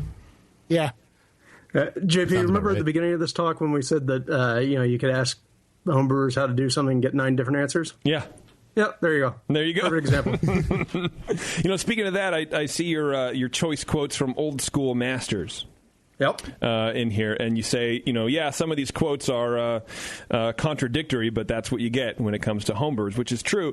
And part of me kind of likes playing guess who said it. You know what I mean? Because we know some of these people. Why am I being attacked by bugs? Batch sparging. I don't trust it. To me, that sounds like Annie Johnson. Well, I know who that is. Annie is a hardcore batch sparger. That she? sounds like Gordon. Okay. Well, no, actually, all of the choice quotes, the ones that don't say they're explicitly from All-Stars, those are actually from the general populace. Oh, on your survey. Okay, got it. Oh. Okay. Well, it still sounds like an Annie Johnson quote. Right? I'm going to stand by that. But she batch sparges. No. But it doesn't matter. Okay. She's crazy. She definitely said it. And also the reason for the anti-batch sparge quote in there is because I of course was the one who selected the quotes. And I had to tweet Denny. You say that, and it's pretty cool because you guys you get your personalities through in the book with the little call-outs about who's saying what. And yeah, you say that. Of course, we have to include anything negative about batch sparging just to tweak Denny. Yep. Yeah. Well, I mean, I like it. Half of what makes us even semi-interesting is that kind of like back and forth thing that we do with our differences of opinions. So it's nice to get it into the book. When we were down in Brazil about a year ago, it was just our first morning there. We hadn't even known these Brazilian guys very long. And we'd just gotten on the tour bus that was going to take us around to see all the breweries and stuff that day. And Drew and I were talking. And one of the Brazilian guys looked at another one and said, "It's just like the book came to life." Just right out of the pages, man. Just jump right out. Well, I was just going to say, I mean, look, let's face it. There are a lot of ways to make brewing both interesting and dull as dishwater. And we got dinged last year by a couple of reviewers about the talk that we gave about, the content was really interesting, but the way it was delivered was, it was just too much. It was, it wasn't scientific enough or dry enough. And you know what? Fuck off. Yeah. If you're coming to hear us or you're going to read one of our books, I have an absolute aversion to boring people, which would amaze most of the people that know me because they pretty much think I'm fairly boring. So since I have that aversion, I try to make up for it and actually try and make sure that these books are entertaining. Yeah. Denny's exactly the same way. And one of the best ways we can do that is to let our personality shine through in the text. And we're very fortunate that our editor and our publisher are actually okay with that. A lot of people want to try and chop that away and kind of make, no, this is a brewing textbook, so therefore you must, be serious or whatever. Yeah, well, there's enough of those out there. We don't need another a print version of a talking head telling us what to do and how to do it, and these are the reasons why people buy your books for your voice, for the way that you communicate. Yeah, it's for our charming personalities. Right. Yeah. Always remember, it's a fucking hobby, and if you're not having fun, you're doing it wrong. Right. Yeah, you can get so caught up in it. Again, it's kind of escapism from your normal life or whatever. It can be, anyways. And people can get a hard-on for beer, and it shouldn't be like that. It shouldn't be that way. But if you don't know what exact enzymes are working at 147, you might as well stop what you're doing. You should kill yourself at that point. Yeah. Well, there's that too. I mean, there's a base knowledge here, Warren, that we all should have. Sure, there's a bar. And right. It's set. Well, that's assumed, isn't it? Okay. Right. So, what have you guys learned from All-Stars? You have in the back here how you can be an All-Star, but I want to hear it from you guys. How can we elevate our game, to where we're learning shit on our own and we're kind of changing our the way that we brew and changing our brewing for the better, I hope. Well, I'll go first because I'm older. Age before brains. He has less time. Yeah. I would say the two things you can do are brew, and take really good notes. Okay. Brew a lot, pay attention to what happens, and write it all down. If it goes great, you want to be able to do it again. And if it doesn't go great, you want to make sure you never fucking do that again. Yeah, you need to know why. Right. Yeah. And I'll back up on Denny's quote there, where I agree with brew often, brew early, brew again and again. I'm not so much about the notes because, frankly, I like the romantic lost brew that you can never recreate. That sort of longing in your heart to go, this is a one-time thing. I wish the clam chowder beer would have been that. Yeah. No, but no. I mean, I take notes. I'm not as obsessive about it. But here's the other part that I think is important, and we cover this in the back of the book and also in the front of the book. It's way too easy for us as a collection of brewers to sit there and say, okay, who is an all-star and what makes somebody an all-star brewer? And too often we get hung up on, the people who are out there winning the competitions, the people who have the big names, the people who have, the ego or lack of ego necessary to self-promote heavily. And we get too wrapped up in that and thinking that means an all-star. To me, the biggest thing about an all-star brewer is somebody who not only knows what they're talking about in terms of their brewing, like knows how to make their beer sing in the way that they want it to sing. Yeah. And it's not necessarily the way you want it to sing, but they know how to make their beer sing to themselves and reach into, part of their soul to excite whatever's dead there. But they also have a need to share, to educate, to really bring home to everybody why they're passionate about this particular thing and how other people can share that same passion. So to me, that's a very important part about being an all-star that I don't think we talk enough about, is that educational aspect and that bringing it back. Yeah, totally. Spreading the love, man. And also, hey, if you're spreading the love, aside from occasional STD tests, it also means that you have more excuses to brew. That's true, man. I mean, and you can do the once a week thing, but even like once a month would be good enough, right? Yeah. I mean, to get your whenever shit you done. can. Yeah, don't ruin your life doing it. No, employment's a good thing. Employment's a good thing, yeah. Speaking of employment, our own Nathan Smith is even in here. He's one of the said all-stars. Yeah. Yes, he is. With his, he has a Scottish ale in here and his Kolsch, which is delicious.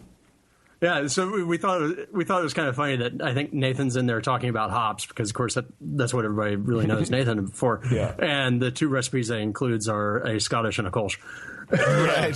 Which is the great thing about Nate, man. He doesn't get super obsessive about it. He likes to learn about it. He likes to have fun doing it. And it's really interesting. But the beers that he brews, I mean, he does a lot of tests and IPAs and stuff. But I think at heart, he's a kind of a low IBU, easy drinking guy, and which kind of matches his personality. He's kind of low wattage, easy to handle dude.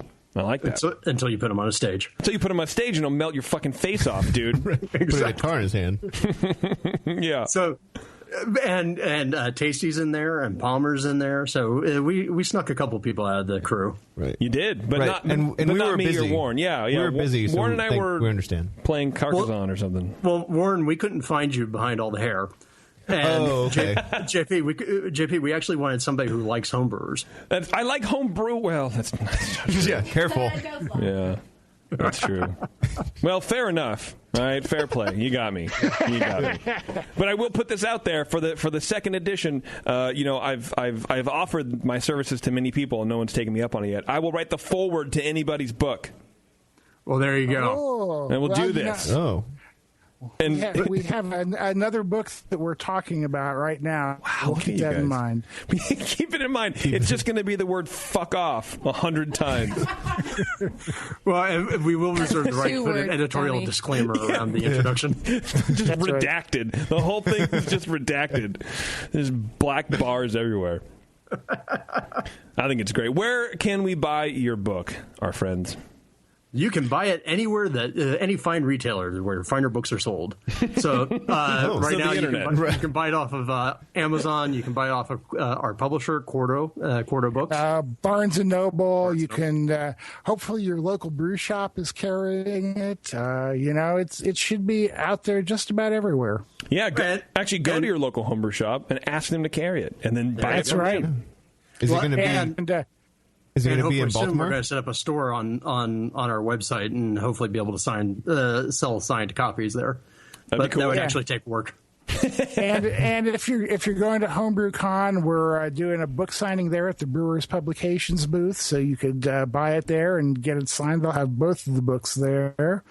And if you run into me, I always carry some with me because what the hell, money's good. Can I just take a moment and say how thoughtful and wonderful it was of the AHA to rename the convention for Denny? That's right. From now on, I'm going to spell it with two N's.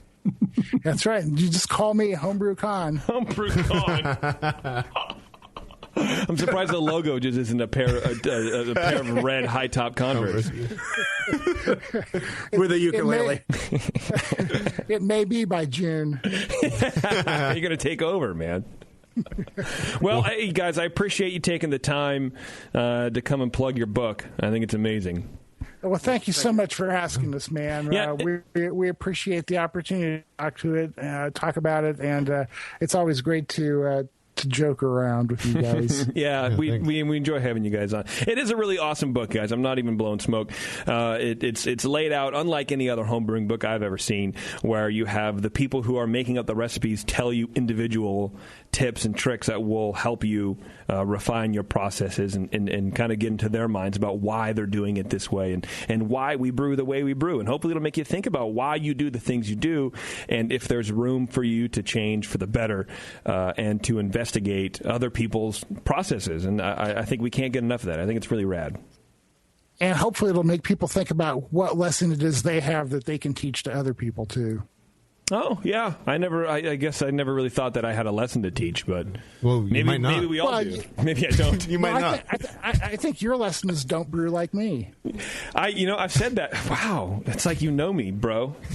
Don't do what I do. Yeah, don't do this. Don't do this at all. All right, guys. We're going to let you split. All right, man. Great talking to you. All right, you guys too. Oh, wait, hold on. Plug your podcast. You guys have a podcast. Oh, right. Yes, we do. Plug that thing. Experimental Brew. It's a bi-weekly podcast where we talk beer science, beer nerdery, weird beer, because after all, that's the same thing. Yeah. But people can subscribe to it on iTunes and Stitcher and all those lovely places. And they can also come to our website, experimentalbrew.com, where you'll also be able to find the results of the experiments that we have our independent group of researchers out there performing, our Igors. And if people want to get involved and want to actually do some science, they can just contact us. I love that. We always need more Igors. Last experiment, we took on the dreaded olive oil myth and busted it open. That. And you busted it open. Yep. Yes, we did. Using olive oil produced the same results as doing no aeration whatsoever. Really? Yep. Ugh. Did you try different kinds of olive oil? Yeah. Like Greek and Italian? No, man, that's another experiment. Yeah, for virgin versus whatever. Before I let you guys go, there's been a kind of a resurgence every year whenever the Reinheitsgebot anniversary comes up. Do you guys care about that? Is that something that we need to really even think about anymore? We're not German. We're not drinking German beer. Do we give a shit? If you want to... JP, I made a clam chowder saison. Yeah, well, fuck, you're right. Yeah. So you already should be in German prison. No, I mean, it's like if the Reinheitsgebot means something to you, then fine. It also holds things back. It's just as well that there are some people who like it and others who don't. So we have the best of both worlds. Is that hippy dippy enough? Yeah, I'm surprised you weren't offering to trade a book for fruitcake or some apples from your orchard or some shit at the GABF. Or we need GABF. a Reinheitsgebot coexist sticker. With all the ingredients. Right. Peace, love, and happiness. That's your next book. All right, guys, get out of here. I'm tired of it. All right, bye-bye. All right, bye, guys. Bye. Thank you again. Bye. I do like those guys. My favorite part is just Denny in the background going, totally. Cool. Yeah, right on. It's just like, God, man. I can't laugh harder than right now. I enjoy them. They're very nice. I enjoy them too. It's a great book. It's really laid out very well. I'm being very honest. Okay, what do we got to do here? Let's talk about something else here real fast. Sure. Well, let's talk about Beersmith. Okay. You can't really do a whole lot in your head these days where, look, we got I devices and U devices and all this kind of shit. Our attention spans are garbage. That's why Beersmith is here. Go to beersmith.com. Get your 21-day free trial of the best brewing software. Commercial brewers use it too. We get a lot of guests come in and say that you still use Beersmith. It has all your calculations for you, has all the ingredients listed in there. Brad over there is working really hard to make sure that everything's up to date. All the new stuff is in there. And it's just a really great way to keep track of all your beer recipes. Go to beersmith.com. 21 days for free, people. That's better than 20 days for free. Right. And honestly, that's what he was going to do. And he talked to me. He texted me, and he's like, dude, what do you think, JP? And I'm like, 21, why are you being a dick? Right. And he goes, you're right, I appreciate it. So it's the JP 21-day free trial. Beersmith.com. Thank you for getting that 21st day. You're welcome, man. Okay, we are going to take our last break of the evening. It's a short show. We didn't have a whole lot of feedback, man. You people write in. Feedback at thebrewingnetwork.com. I guess we want to know what you think. Yeah, let us know. We're going to take a break. We're going to come back. We're going to do the Twitter game. I have like 2 beer. It was really even a slow beer news week. There's like not a whole lot going on in the world right now of beer. We're probably going to try to bring in our Aussie friends who are still out there wooing the natives of this land. Right, with their sexy accents. With their chalky bickies and their sexy accents. They brought us beer. I got a beer They brought us 2 IPAs and a red IPA. Yeah, right. I forget that other guy's name, Brendan and I don't know.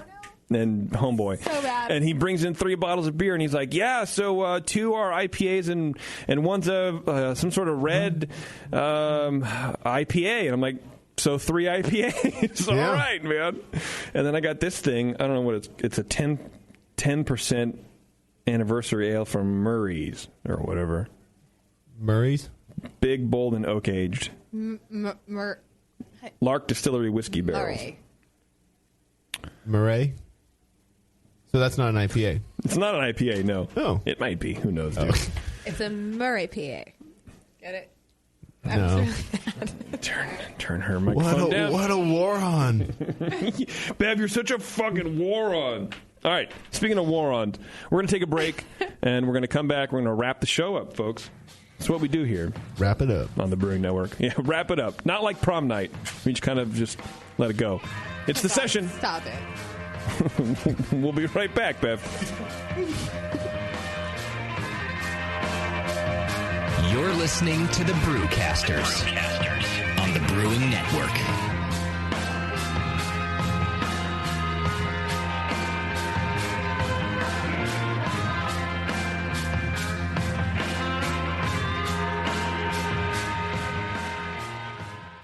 With over 20 years of experience making world-class craft beer and more than 100 gold medals in international competitions, Moylan's Brewing Company is not just a pretty face in craft beer. Just ask Brendan Moylan. What do we got here? The beer of the hour. Moylan's, gotta love that big M. It's like a sign of awesomeness. Woo-hoo! It's got an extra kick to it. Let's pour this bad boy. Oh, yeah. Oh, Moylan's. At the end of the night when the kids are finally in bed, the wife's in bed, nobody's bothering your ass anymore, that's Moylan's time. Moylan's is for you. Yeah. It's to help you out. Yeah. It helps me out. What? Well, because it's freaking awesome. Northern California brewed. It's brewed with love. With love? Oh, yeah. Tremendous. And it's always best where? Moylan's. You gotta try it. On tap at Moylan's in Novato. They're freaking awesome. Not only because I own the brewery, because I love the beer. Cheers. Boom. Kilt Lifter Scotch Ale takes big beers to a whole new level with rich malt balanced perfectly with delicate hops, and now comes in 4-pack tall boy cans so you can take the party on the go. Or come to the brewery, take a tour, and try any of Moylan's fresh creations right from the source. Check them out at moylans.com. Your support of the Brewing Network means everything to us. We couldn't produce shows without you. And we love giving you something extra for that support. Like Brew Your Own magazine. You already know it's a great brewing magazine full of recipes, equipment how-tos, discussions of beer styles, and brewing techniques. Whether you're new to brewing and just starting out or you're an old pro, you'll always learn something from the articles in Brew Your Own. Plus, there are amazing special issues like plans for building a Brutus 10 system, 250 classic clone recipes, and a Homebrewer's Answer Book. Brew Your Own magazine and BYO.com are awesome resources for any brewer, whether for yourself or as a gift. When you subscribe or resubscribe from the Brewing Network homepage, you directly support programs like this. Get a great magazine and support the Brewing Network. Subscribe to Brew Your Own right from the BrewingNetwork.com. A few things happened 30 years ago. ARPANET migrated to TCP/IP, and the Internet was born. Revenge of the Jedi was renamed Return of the Jedi and opened in theaters. Mila Kunis and Emily Blunt were born, beginning a rad fantasy in my mind. But all of that pales next to the fact that HopTech opened its doors and began blowing homebrewers right out of their mash tuns. HopTech doesn't fuck around. Real people shipping awesome shit straight to you. Their new website is fast and easy to navigate. Or just call 800-379-4677 and let badass bitch Jade and the gadget guy Roberto blow their warm load of customer service all over you. So visit the site or visit the store in Dublin, California, and support those that support you. Get your brewing on at hoptech.com.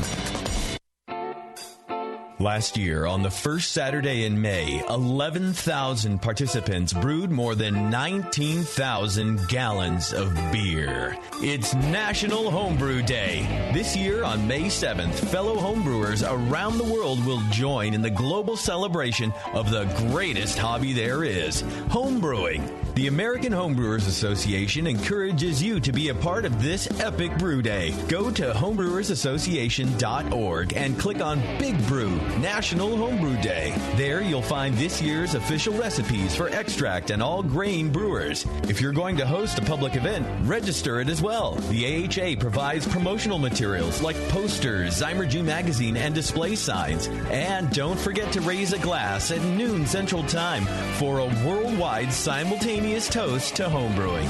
Big Brew on National Homebrew Day. Be a part of it this May 7th. Visit homebrewersassociation.org for more details.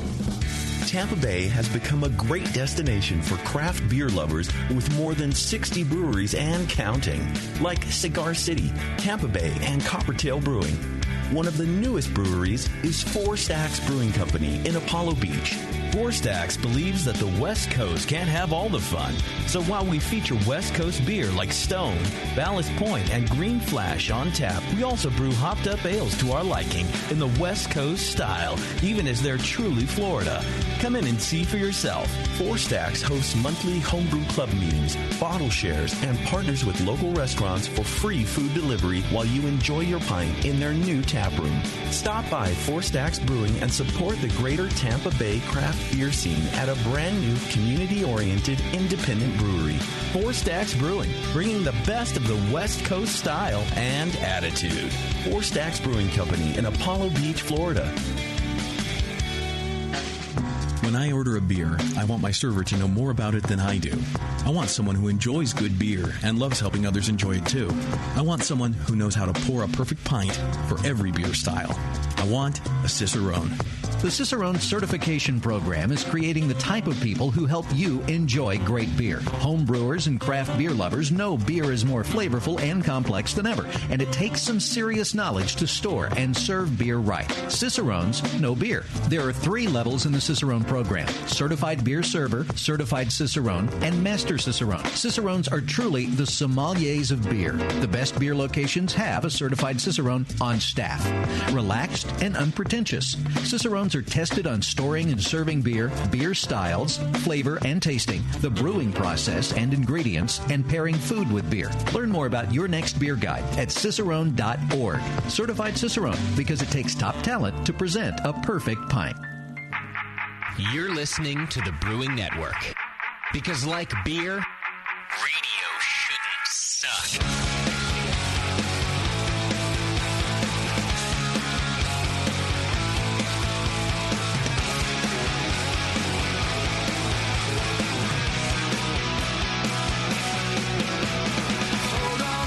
right, we're at the tail end of this thing we call life, I guess. I don't know. I don't know what we are.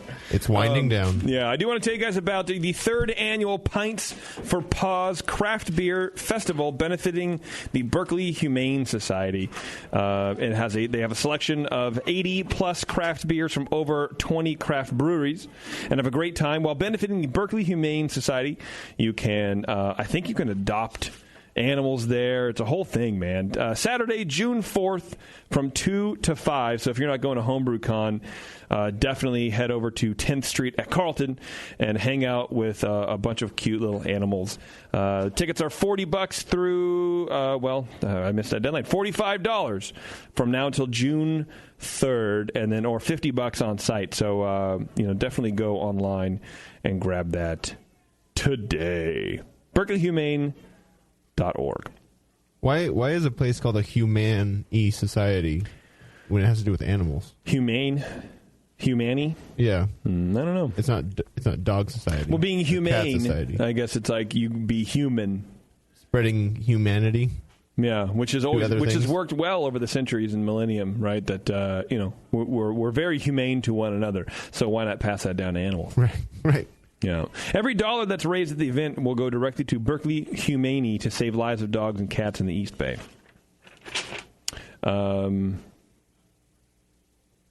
Price of admission includes, I think it's unlimited tasting, as a matter of fact. 3-ounce pours. I like it. Yeah. I like it. Third annual Pints for Paws, everybody. Check it out. That means they've had 2 already. Yes. That's math. Right. We have Brendan in the studio. Hey guys, how we going? How you doing, buddy? Good, not bad. Cruising along. You're the Chalky Bicky distributor. Yes. Oh. I know people like Chalky Bickies from down under. People meaning Beverly specifically. That's right, yeah. I bought you guys beer, so You did bring us beer. Lupe, you should bust in some of them Chalky Bickies, dude. Yeah. He's already had one. You already had one? Yeah. They're delish, right? Bit of marshmallow, bit of jam, bit of bicky, and a bit of chalky. Yeah, dude. What do you want, mate? Lupe, what's better, the Abuela Mexican chocolate or this this Australian shit? Yeah. The Abuela Mexican hot chocolate. You think so? Abuelita! You would know say what? that. That would be a nice pair, though. Yeah? If you pair those up, that would be solid. I'd call BS. Have you had Mexican hot chocolate? No. Lupe's about to get on the shit right now. I'm calling it without actually having tasted the other alternative. That's what I do. You would make a great podcast radio show host. You don't need to taste both of them to make a judgment. Yeah, you know exactly what's going on. Right. I was chatting to some guy at the bar while I was waiting for my beer, which I fucking hate. Yeah. This beer is gross, by the way, Lupe. And this guy's talking about how... No, not your beer. No, the beer I'm drinking right now. And... excuse me. And he goes like, "Yeah, it's not as cloudy as it says in the thing." And I'm like, "Good. I don't want it to be cloudy." He goes, "Really? I had one of those. What do you call it? It's from some brewery that I'm not going to name, but the name of the beer is like Juicy or Orange Juice or whatever the fuck it's called." On Friday, and I'm like, "Why?" I'm like, "You drank that?" He goes, "Yeah, I just had it. It was great." I'm like, "On purpose?" And I don't think he stopped talking to me. So you had one. So I ordered a beer. I was at a bar in the city. Yeah. And just went, IPA, yeah, great. And when they brought it, I went, it's one of those beers. Dude. And it might have been someone putting ideas in my mind, but it just did not taste the same. It won't taste the same. No. And I just sort of went, can I get through this? And I drank 2/3 of the pint. Okay. And next one was a blind pig. So I just... So you didn't even finish it? No, I couldn't finish it, And it wasn't me. My mate was the same way. We were just like, I couldn't not finish it, so... And what were the flavors that you were getting out of that? Like that were offensive to you? Because, yes, it's not going to be the same, I'm right? not saying get closer to that. Get closer to that, Mike. Sorry, mate. That's right. I'm not saying it was offensive. I'm saying it was more muddled. Okay. I just wasn't picking up a crisper flavour, that I was looking for. So you want a clear road to Flavorville, and they were just kind of all over the place. Or not even all over. It was too Too much, too grey, I guess, if you had a color to it. That's right. Yeah, it wasn't crisp. It was, there was a muddled aroma, a flavour there to it. So well, and I guess it makes sense, and that's kind of I've never had one. The closest I've had was Heady Topper, which was terrible, and it was under a week, I think, when it was canned. Oh yeah, it was fresh, it's flown out here. Yeah, and I didn't like it, but I thought that those people who like the juicy Jesus, the gravy IPAs, the bathwater, unfiltered apple juice IPA. East Coast IPAs? Yeah. They don't like IPAs. Because if you want an IPA, like you went, an IPA, I know kind of what I'm in for. Definitely. You're doing a detriment, I think, by calling it an IPA. And if it's not going to taste like an IPA. And you want those flavors. I've had beers from that brewery in San Francisco before, and since then, and they've all been great. And we went to their brewery this was Friday. Okay. We went there on Saturday, and it was great. I'm just not a fan of them. Yeah. Recently I ran a homebrew comp in Sydney. Yeah. And they were also people also entered their beers under the name of what they call them, the East Coast IPA, New England, Vermont IPA, New maybe? England, New England, yeah. And I sort of went, no, that's not. It's the BJCP style guidelines we're doing this competition too, not what. Yeah. You want to, we specifically said in the conditions, this will be judged to these conditions. Yeah. Don't go and put on there, extra information. I think I said Vermont, in the Vermont IPA. It's not what we're after, and. So how do you judge that? Well, I was running the comp. I wasn't judging beers that day. But how would you judge that? I don't know.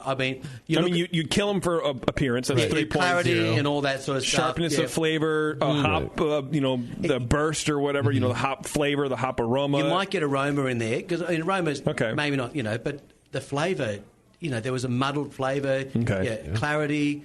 I don't know, I haven't tested this, but has head retention gone down with? I mean, we don't see too many of them where I'm from, but the photos I've seen online. Head retention, or is there any head retention? I've only seen them in online, and they're not as. It doesn't have a like that lacy head that we've kind of come to know with beer today. Foam sort of thing. Yeah. And the mouthfeel would be all wrong compared to what the BJCP lists for IPAs. Yeah, that's right. And, I mean, does carbonation come out? I mean, obviously, if head retention is not there, maybe carbonation comes out with all those nucleation sites of whatever's in there. Maybe that might be, So there's a whole range of things that might affect it. So anyway, to each their own. If you enjoy it, drink it. Yeah. I'm not going to say you're wrong. I am. It just doesn't. We will for you. I'll say it for you, dude. Because I don't know. It's. I just think to each their own. If you want to drink it, go for it. But you Australians don't really have a record for rebelling. You know what I mean? You kind of just go with the flow, like, that's the new thing. We're all doing this now. This is what we're doing. All right, that's right. Great. I don't know. My turn for a beer. Have a Chucky Bicky. Have a Chucky Bicky and deal with it. Don't worry about it. I don't know, man. I mean, I guess I think it's a style born of bad brewing practice, and the result is bad brewing. It's cloudy. Bad brewing means that you're brewing a beer that would be cloudy, and this is what it is. And I don't know. And then you add all sorts of shit to it. But I think it presents a lot of problems like this. You can't enter that in a competition and expect that to even be judged fairly or properly. And people who are making these beers on a commercial level are like, well, why are you listening to the BJCP? We're trying to make a new style. Well, then why are you trying to enter that beer in a competition? It does. The two ideologies don't make sense. You can't be one and the other at the same time. Yeah, you're either making a beer for a competition, or you're making a beer that you like to drink and that doesn't meet those style guidelines. So that's all it is. I do like the idea of an Australian brewing a New England style beer. That's not even a style. There's a lot of there's a few people in my brew club who are talking about it. And I've had Heady Topper and I've had this and. And they post pictures on, and you go, great, there's the glass, and I can see either side, but I can't see through the glass. And, so, have you had it in Australia before, this style of beer?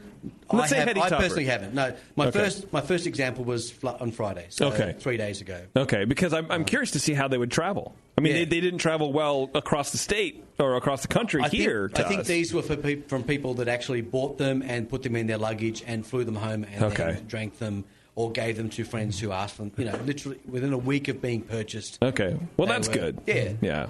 So I don't think people are going to buy beers that they're not going to sit on the shelf, and buy them that way. Right. They're not grey. We call them grey imports. I don't know what, grey imports. Yeah, so they're not imported through proper channels. The grey market. Yeah, grey market Got sort it. of thing. So I just see now you say that I think grey water. Yeah. Well, maybe that's what they're brewed with. It looks and that's like why it. it's cloudy. There's a few places in Sydney doing quite a lot of grey imports at the moment. Oh, really? You can get Westie 12 for $50 a bottle. Jeez. Wow.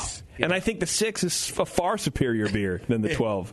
I really do. Like the green cap. Yeah. That's like the single. I've not that's had delicious. it.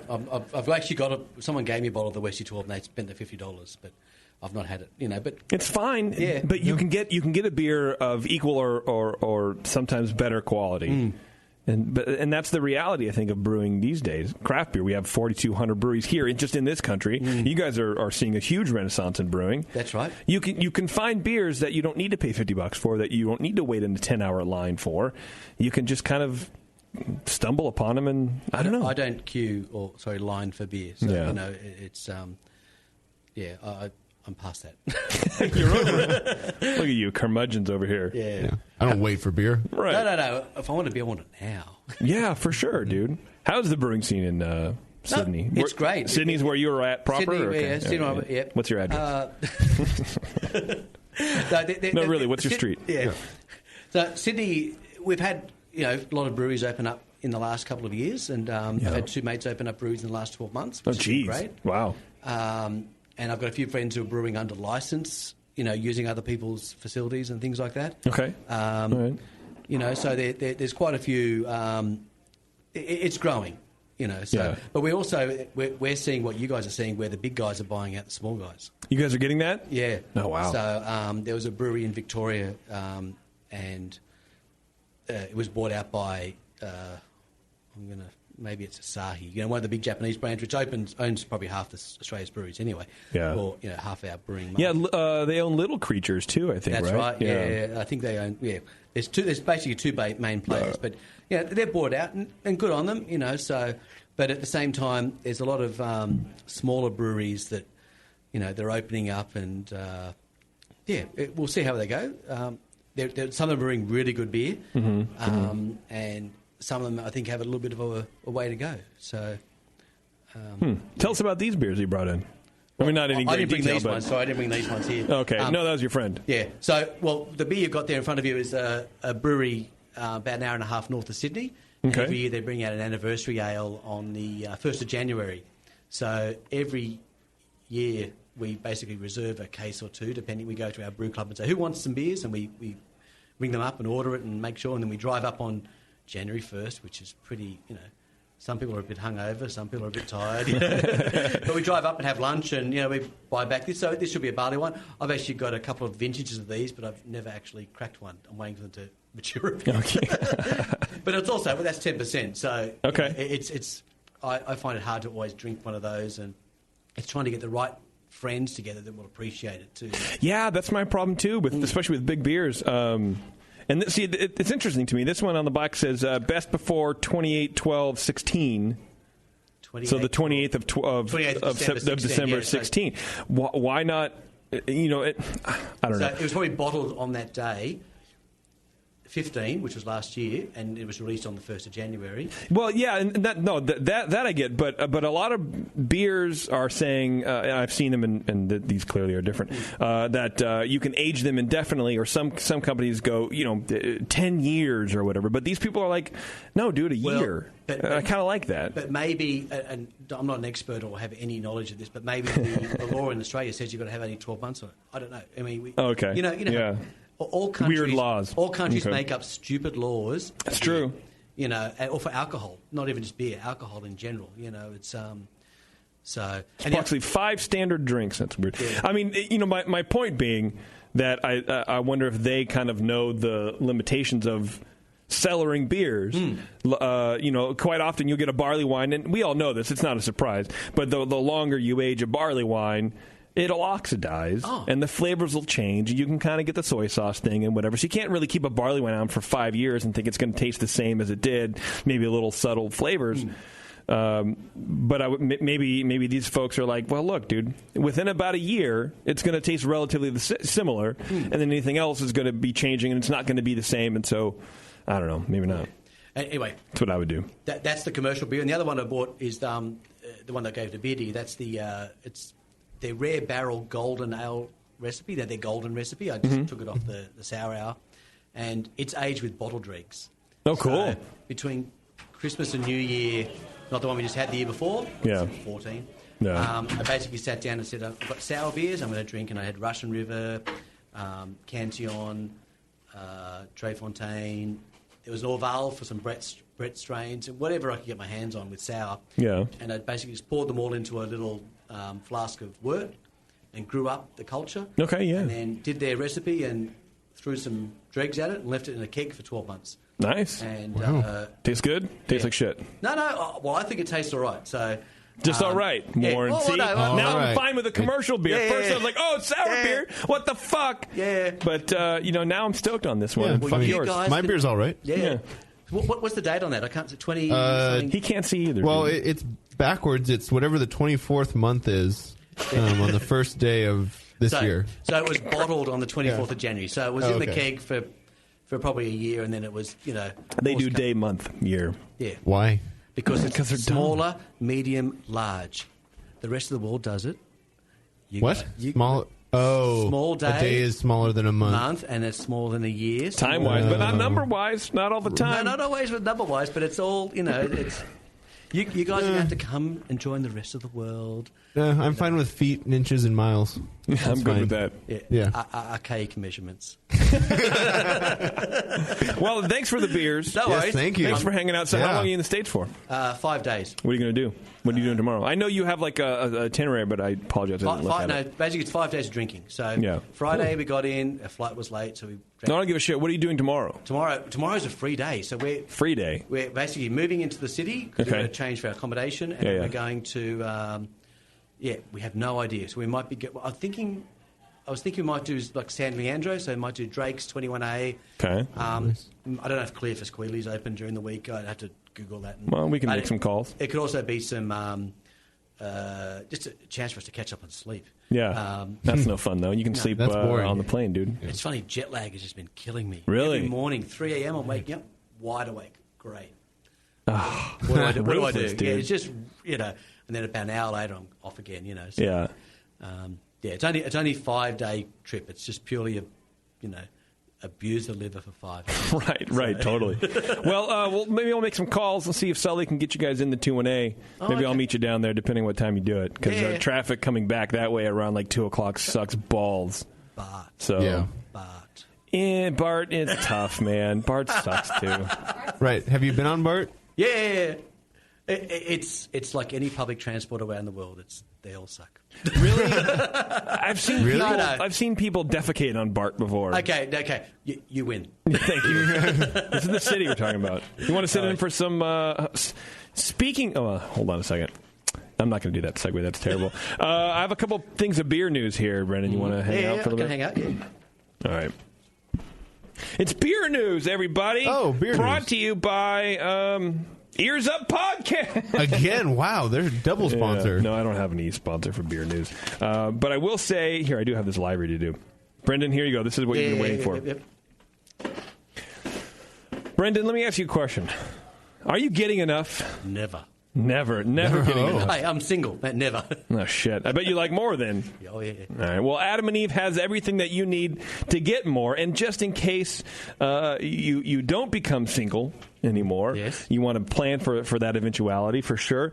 I would head over to adamandeve.com for a limited time only. You get 50% off just about any item. When you select your one item, you'll also receive 3 free adult DVDs plus a free exclusive gift. And to top it off, they'll even throw in free shipping on your entire order. So now it's not those gifts that are too sensual to mention on the radio. Yeah. They're telling you exactly what you're going to get. But it's still sensual. For your free gift. It's so sensual it takes batteries. Oh, That's how sensual it is. What size batteries? It's so sensual it takes maybe a watch battery. They can do a lot with batteries now. Yeah. Or if you're into it could be a D battery. Yeah. Oh, it's a D battery. All right, that's for sure. Do you guys want to know the exclusive gift? It's called Please. It's called the Clit Bumper. Oh, yeah, whatever that is. Yeah. Where do you put it? I think it's like on your bumper of your car. Yeah. So then when you're backing up or pulling forward, it beeps where, right, how close you get to the other thing, right? So it's a protection. Yes. Thing. Yeah, Okay. totally. I think so too. It's the ideal pleasure ring for couples. He'll love the way the love ring lets him stay harder for longer. It increases the strength of orgasm. Again, I don't really know what that is. She'll love the way the pleasure nubs on the clit bumper thrill her sweet spots. Maybe like chocolate chips. I don't know. The unique quote bumper stimulates her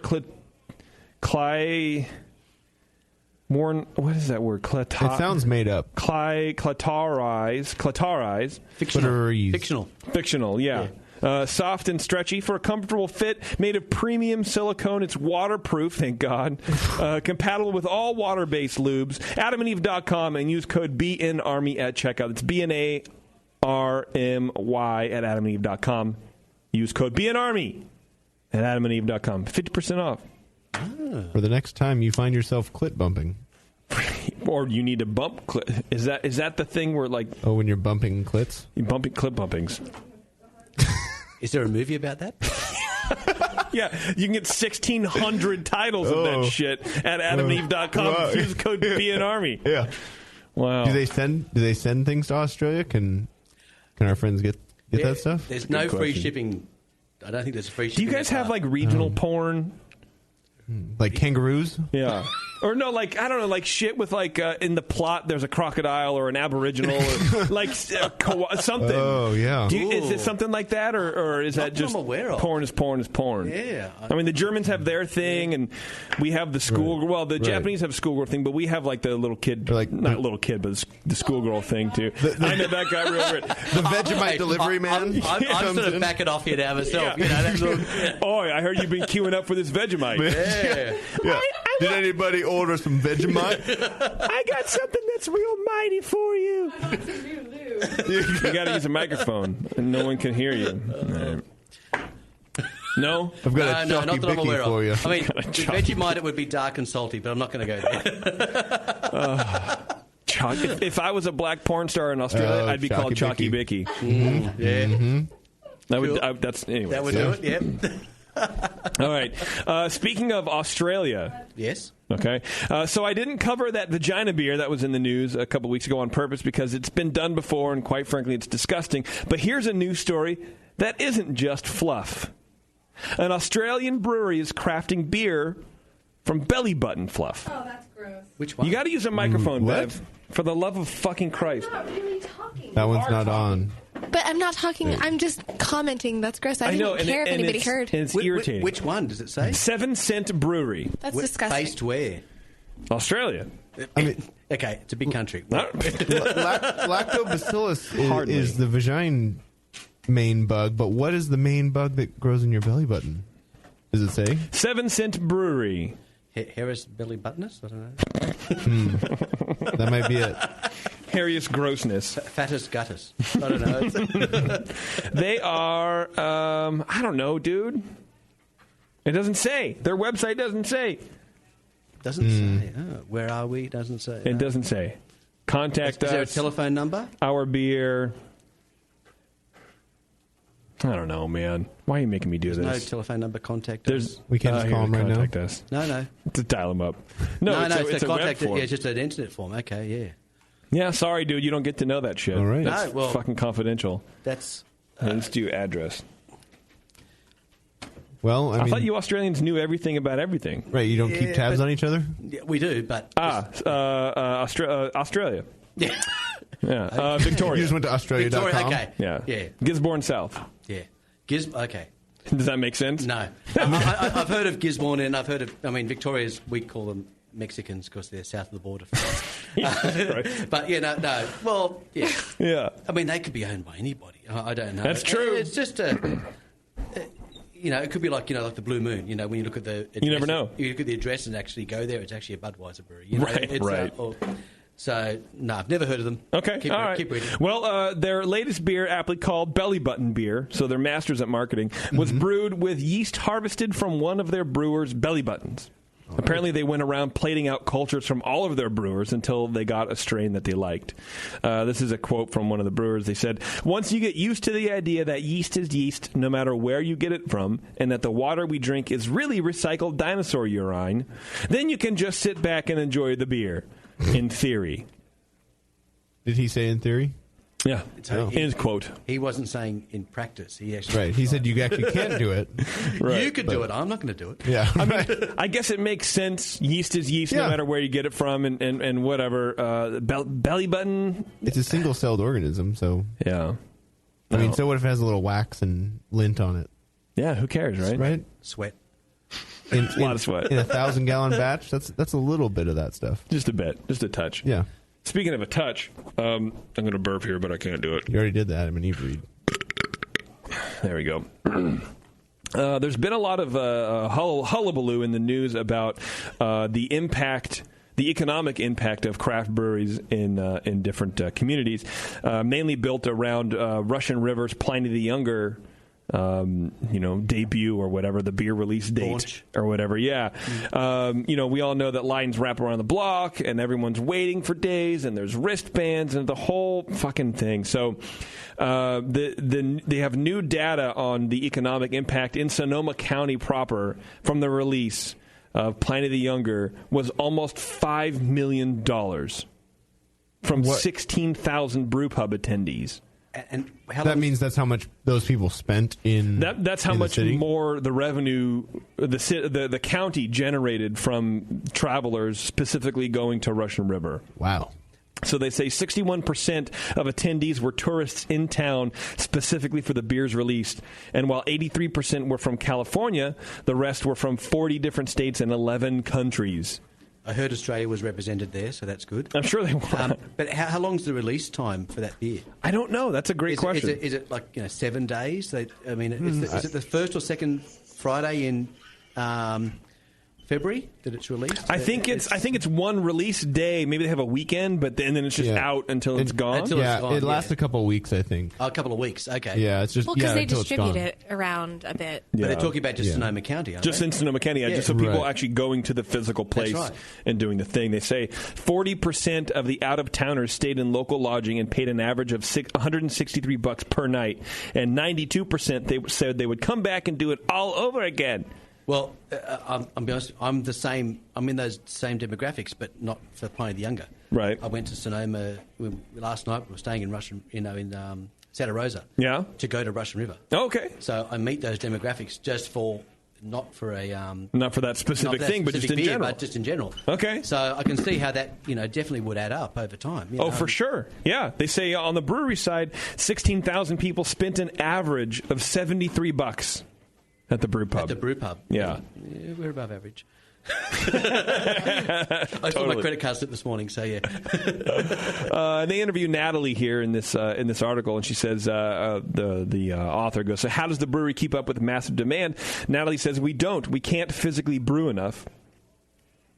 It's like, well, yeah, of course. Apparently, they're looking to expand. They're actively searching out a property in Sonoma County to build another brewery and brew pub. Oh, yeah. And they're not. She says they're not going to make more Pliny. They're going to make it better. I don't know what that means. Pliny the Younger. Pliny. No, they're going to make it better. Pliny the Better. That's the new. Pliny the Elder or Younger? You just said Pliny. Which one are they not going to make more of? She just said Pliny. Oh, okay. So probably both. They going to make more sour stuff then? Who knows? I don't have no idea. Blind Pig. She's saying that Pliny the Younger now is not the most profitable beer to produce. It takes twice as long to brew. I don't know what that means. And the ingredients cost more. Not to mention that despite the massive pilgrimage each year, these 2 weeks, there you go, there's your answer, Brendan, are not the brew pub's most lucrative. She says we don't turn over tables during those 2 weeks. People hang out for the beer.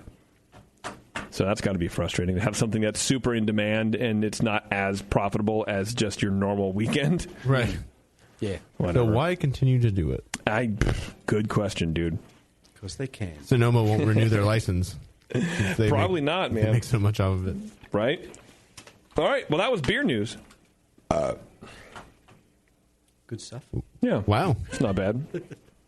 Sorry. Slow week in the beer world. Dude, this is a weird show week, man. Not only was there no fucking feedback, there's no beer news at all.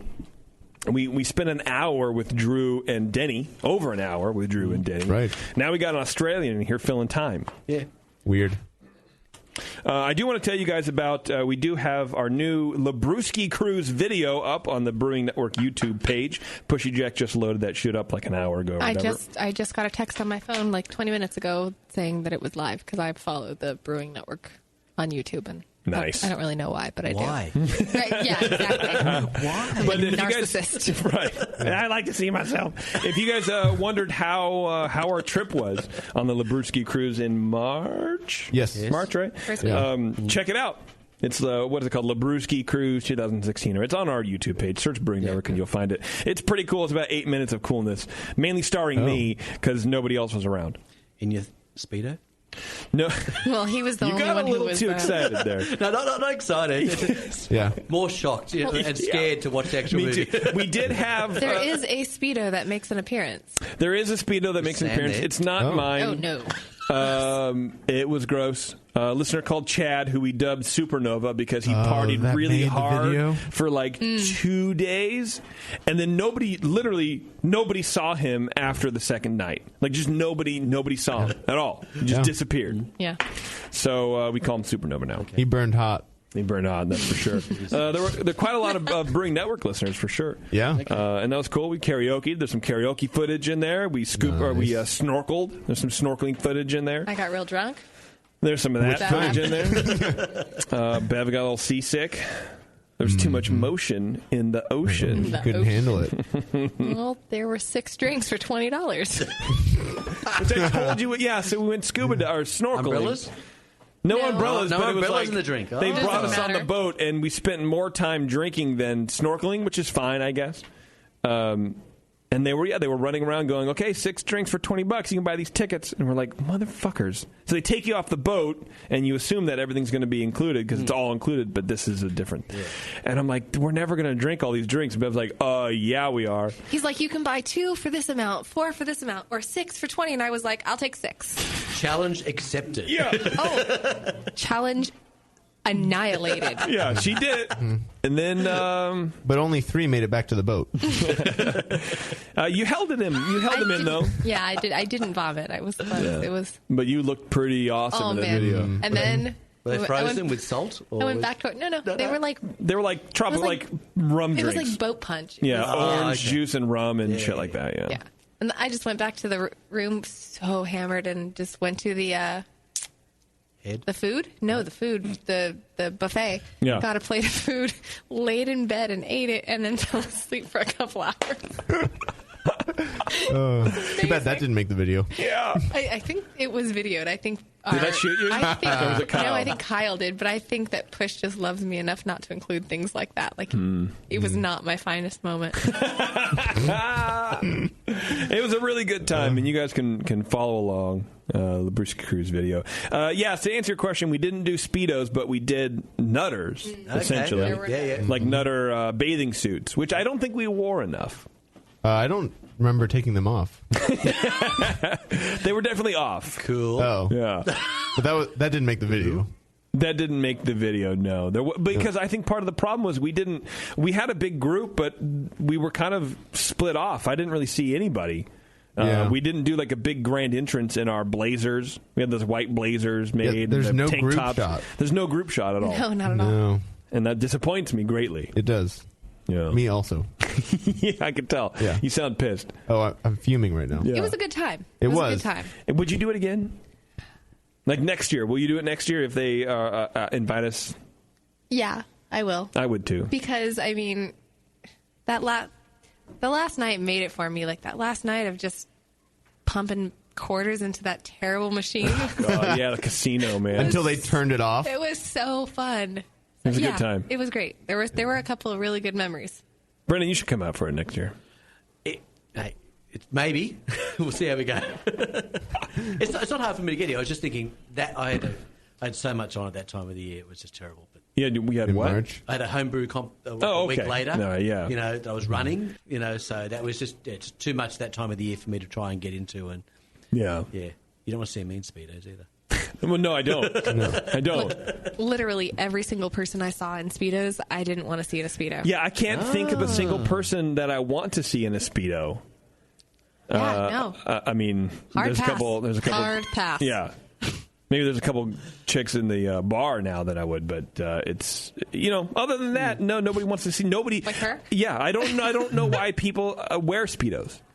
I mean, it makes them feel good or whatever, but it literally never looks good on anybody, even like buffed out handsome guys. You need range like of me. motion. You ever cup enough beers? Do you, though? You reckon Yeah, you look good in I don't want to be restricted when I'm in a pool. But what are you doing? Like jackknifing underwater and like doing like aerobics? I got to be ready for anything. You do. Especially you. Right. All right, Warren. I don't even know I don't even know what you're talking about. We're just going. Let's do the Twitter game, dude. Okay. And then get out of here. We got tacos to eat. What was the Twitter game? Enter one. The Twitter, yeah, it's not too late. It is too late. The Twitter game was, we're coming out with a line of pull string dolls to appeal to the younger crowd, getting ready for the next generation of BN listeners. So what are we going to have the dolls say when you pull the string? I like you call them pull string dolls. It's very, 1800s. Oh, I tried to Google the name of what they're actually called, but that's all I saw. But it's fine. I don't think they haven't. I think they're just called dolls. Talking dolls. Talking dolls? Walking, talking, living, walking, living doll. Oh, sorry. Okay, I don't know what that's from. Thank you. It's a song. Okay. Well, just singing. Scotty B says, it moves, you lose, boner chicken. That's a good one. Decent. Brian says, Tasty Doll asks my wife for side boob pics. Beardy's doll asks ridiculously complex questions, and I can't understand Doc's doll. Codfish 116 says, that's my favorite. JP's doll won't shut the fuck up about Disneyland. Well, that's true, and that reminds me. So what they're doing in the parks now? What are they doing? Nelson says, Tasty doll. Yep. Doc's doll, inaudible slurring. Seeing a theme. Yeah. Which is weird because it'll actually recur again. Shocking. Ricky says, Tasty. Hey, kid, is your mom home? Bevo. I like how sometimes he goes from like lovable scamp to grandfather type to total child predator in the same show. He's asking about the kid's mom, not the kid. Oh, okay. Is your mom? Sorry. I see what you did. I guess sometimes you hear what you want to hear. Yeah, all right. My brain went to pedophile also. Good, all right. I thought he was looking for the kid's mom. No, that makes more sense. It's still going down as creepy tasty on my list. Yeah. Bevo says, don't judge me. Rude. This one says, when you pull Warren's beard, it says, who's there? Okay, that's not bad. JP says, IPAs are for chumps. I do say that. And Doc just mumbles. Got a lot of Doc mumbling. Yeah. Have you ever talked to Doc? I try not to. Austin.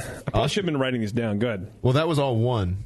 That was all one tweet somehow. 150 characters or whatever. Right, it is. yeah. Jesus. I don't know how he did it. You've been saying one tweet for 5 hours? Well, no, the list of 5 dolls. Okay. Austin wrote, knowing the BN, they'd forget to install the pull strings. That's true. Addison says, shut the fuck up, Beardy. I'd imagine that'd be a Justin doll. Or it could be anybody, I guess. Yeah, that's true. Marcus says, hey, JP, can you do the show for me this week? Tell him I'm sick or tweaking the website or something. Who was that? Marcus. That's that really makes the good. list. Yeah. Or something. Or something. William says, I'm the master of the low hug. That's good, too. Matt Double H says, Janet's Brown. Janet's. That's got a little Janet in it. Janet's Brown. Vinny said they'll definitely do Janet's again. JM says, a Bevo doll that says, you'll never make my top 10 list. Okay, all right. Louis says, cans. That's right, cans. I love it in the can. You mean John Plissé doll? Mm-hmm. St. Clair says, the Vinny puppet saying, touch the felt. Wow, old school. Yeah. Very old. Wow. Brandon says, Not sure what it would say, but the information would be awesome and the audio would suck. Sean says, last one, JP's would obviously be an unfunny joke like, did you ever think about not putting hops in there? Hey, that's classic. That's my go-to. It's funny every time. It's funny every time. Is it? I don't know. Sean doesn't think so. So I admittedly forgot that I should probably be writing these down. So I started with when you said like typical BN, they wouldn't produce the pull string. Yeah. Was there anything funnier before that you wanted to add? Warren? The guy with 5 was pretty funny. Like each one was. Well, there was the list of 5. Okay, I'll just put list of 5. You not shutting up about Disneyland. Yeah, that's okay. I'll leave that one out. I'll leave me out. Yeah. And then there was the Tasty asking about side boob and me with a ridiculously complex question, not understanding Doc. And then the You boner had a chicken complex one. question one? Well, How did I miss that one? It was the Tasty doll asks my wife for side boob pics. Beardy asks a ridiculously complex is that question. the list of 5? No. Okay, all right. That Side was boob 3. question. And then I can't understand Doc. Okay. Who was that? Who said that? That was Brian. And then there was it moves, you lose, double boner chicken. Okay. Double boner chicken. Double boner chicken. No, not double. I added. So, okay, here's what I'm going with. I'm going with the BN. We wouldn't install the pull strings. Marcus, oh, man, I wrote cover, and I don't know what that means. What did Marcus say? Marcus? Oh, I think that was the one as Justin. Oh, hey, yeah, JP, can you I do the show cover for for next Justin? week? Okay, Yeah. because that hits close to home. Bev said she would say, don't judge me rude. It's pretty much her exact vocabulary all the time. Rude. Yeah, that was the list of 5. Don't judge me. Hey, kid, is your mom home? Oh, that was in the list of 5? Yeah, so that was, hey, Fuck kid, that is your list of mom 5. home? Don't Okay. judge me. Yeah. When you pull my beard, I ask who's there. I don't understand that one. Because I can't he can't see. see very well. And there's no pull string. You just pull his beard. Oh. Okay. If you have to explain it, it's not as funny, Bevo. Right. Okay, so list of 5. And then IPAs are dumb, or are for chumps. They are. It's from you and Doc Mumbles. There was one saying "shut up, Beardy," though, wasn't Yeah, there? that was just it. Yeah, that was all right. Justin Doll saying "shut the." Yeah. And then I got Warren Dahl with Tasty asking for side boob, and then I forget the rest of that from Brian. Right, that was those two and Doc. He can't understand Doc. Okay, so I got Brian in there with the side boob photos. Marcus asking me to cover for Jay. The guy with the list of 5, and the BN would forget to install the pull strings. Mm-hmm. I think the BN forgetting to install the pull strings is pretty good. I'm voting for that. Funny and accurate because Yeah. he would assign it to something. Justin would assign it to himself. Justin would be like, I'm going to do that. And then he wouldn't do it. And then it would somehow be somebody else's fault.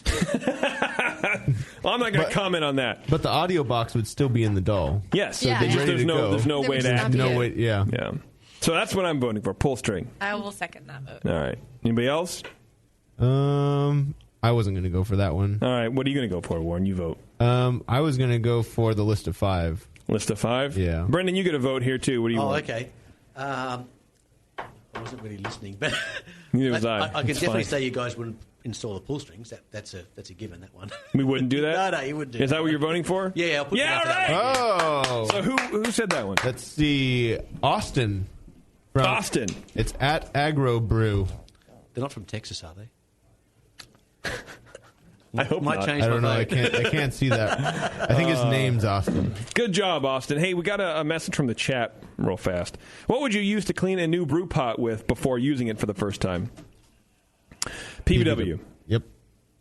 I was going to say cleanser. Comet. Is it stainless steel? I'm just kidding.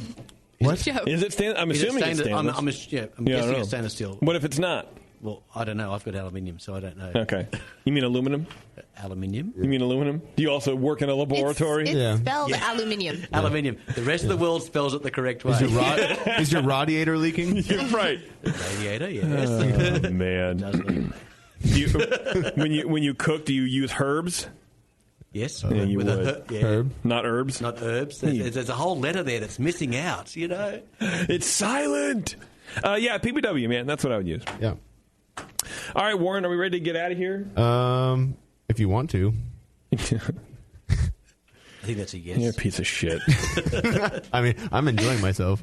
Okay, great. We did everything. Have you done all your reading? Before you go, I just want to say a big shout out to everyone in the Inner Sydney Brewers. You know, you can't do it. Sorry, I'm just kidding. Go ahead. Pissed off. My local homebrew club. Yeah, it's pronounced Pice, by the way. It's Pice Oof. Pice Oof. Yes. Yeah. Okay. Yeah, just want to say a big hi to everybody, and enjoy tomorrow night because I won't be there. We meet tomorrow. Peter Simons is coming to talk, which is on next week. That's right. Yeah, it's a Bronze Brews. Yes, which is about just kind of old school home brewing in Australia, right? Definitely. Yeah, fascinating. I have his book. I haven't flipped through it yet. I got to read it. I'm about a third of the way through. So it's good. Yeah. Okay. Cool. Very interesting read. You know, especially when for me it's local breweries and things like that, and beers that my father used to drink and things like that. So but he's on next week, and he'll be here tomorrow night on the at our brew club meeting. So I hope everyone enjoys that. I like Peter. He's a good dude. Yeah, he's so nice. I'm really disappointed. I'm going to miss that. You're not going to be here next week? Fuck! I go to Disneyland. Oh. I'm hosting that show, I think, by the way. I don't think you are. Club 33 or whatever it is again? Or I hope so, but no. Is it 33? No, my in-laws are it's Club 33, yeah. Will you guys shut up about Disneyland? Let's change the winner of the Twitter. All right, Warren, are you ready now? Oh, I was ready before. All right, here we go. Thanks, everybody, for tuning in. Thank you to Drew and Denny, and check out their Homebrew All-Stars book. It's seriously really rad. Check it out. If you're going to buy it through our Amazon link. And, take it away, Warren.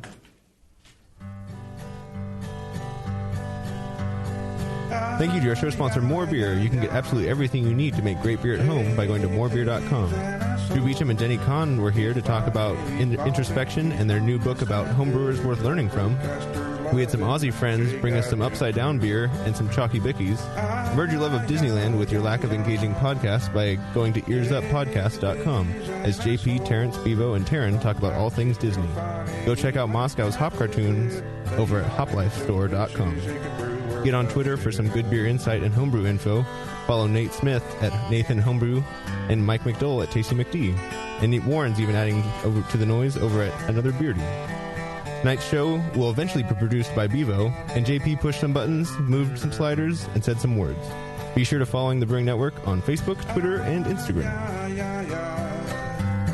JP's an asshole. Justin's a nice guy and when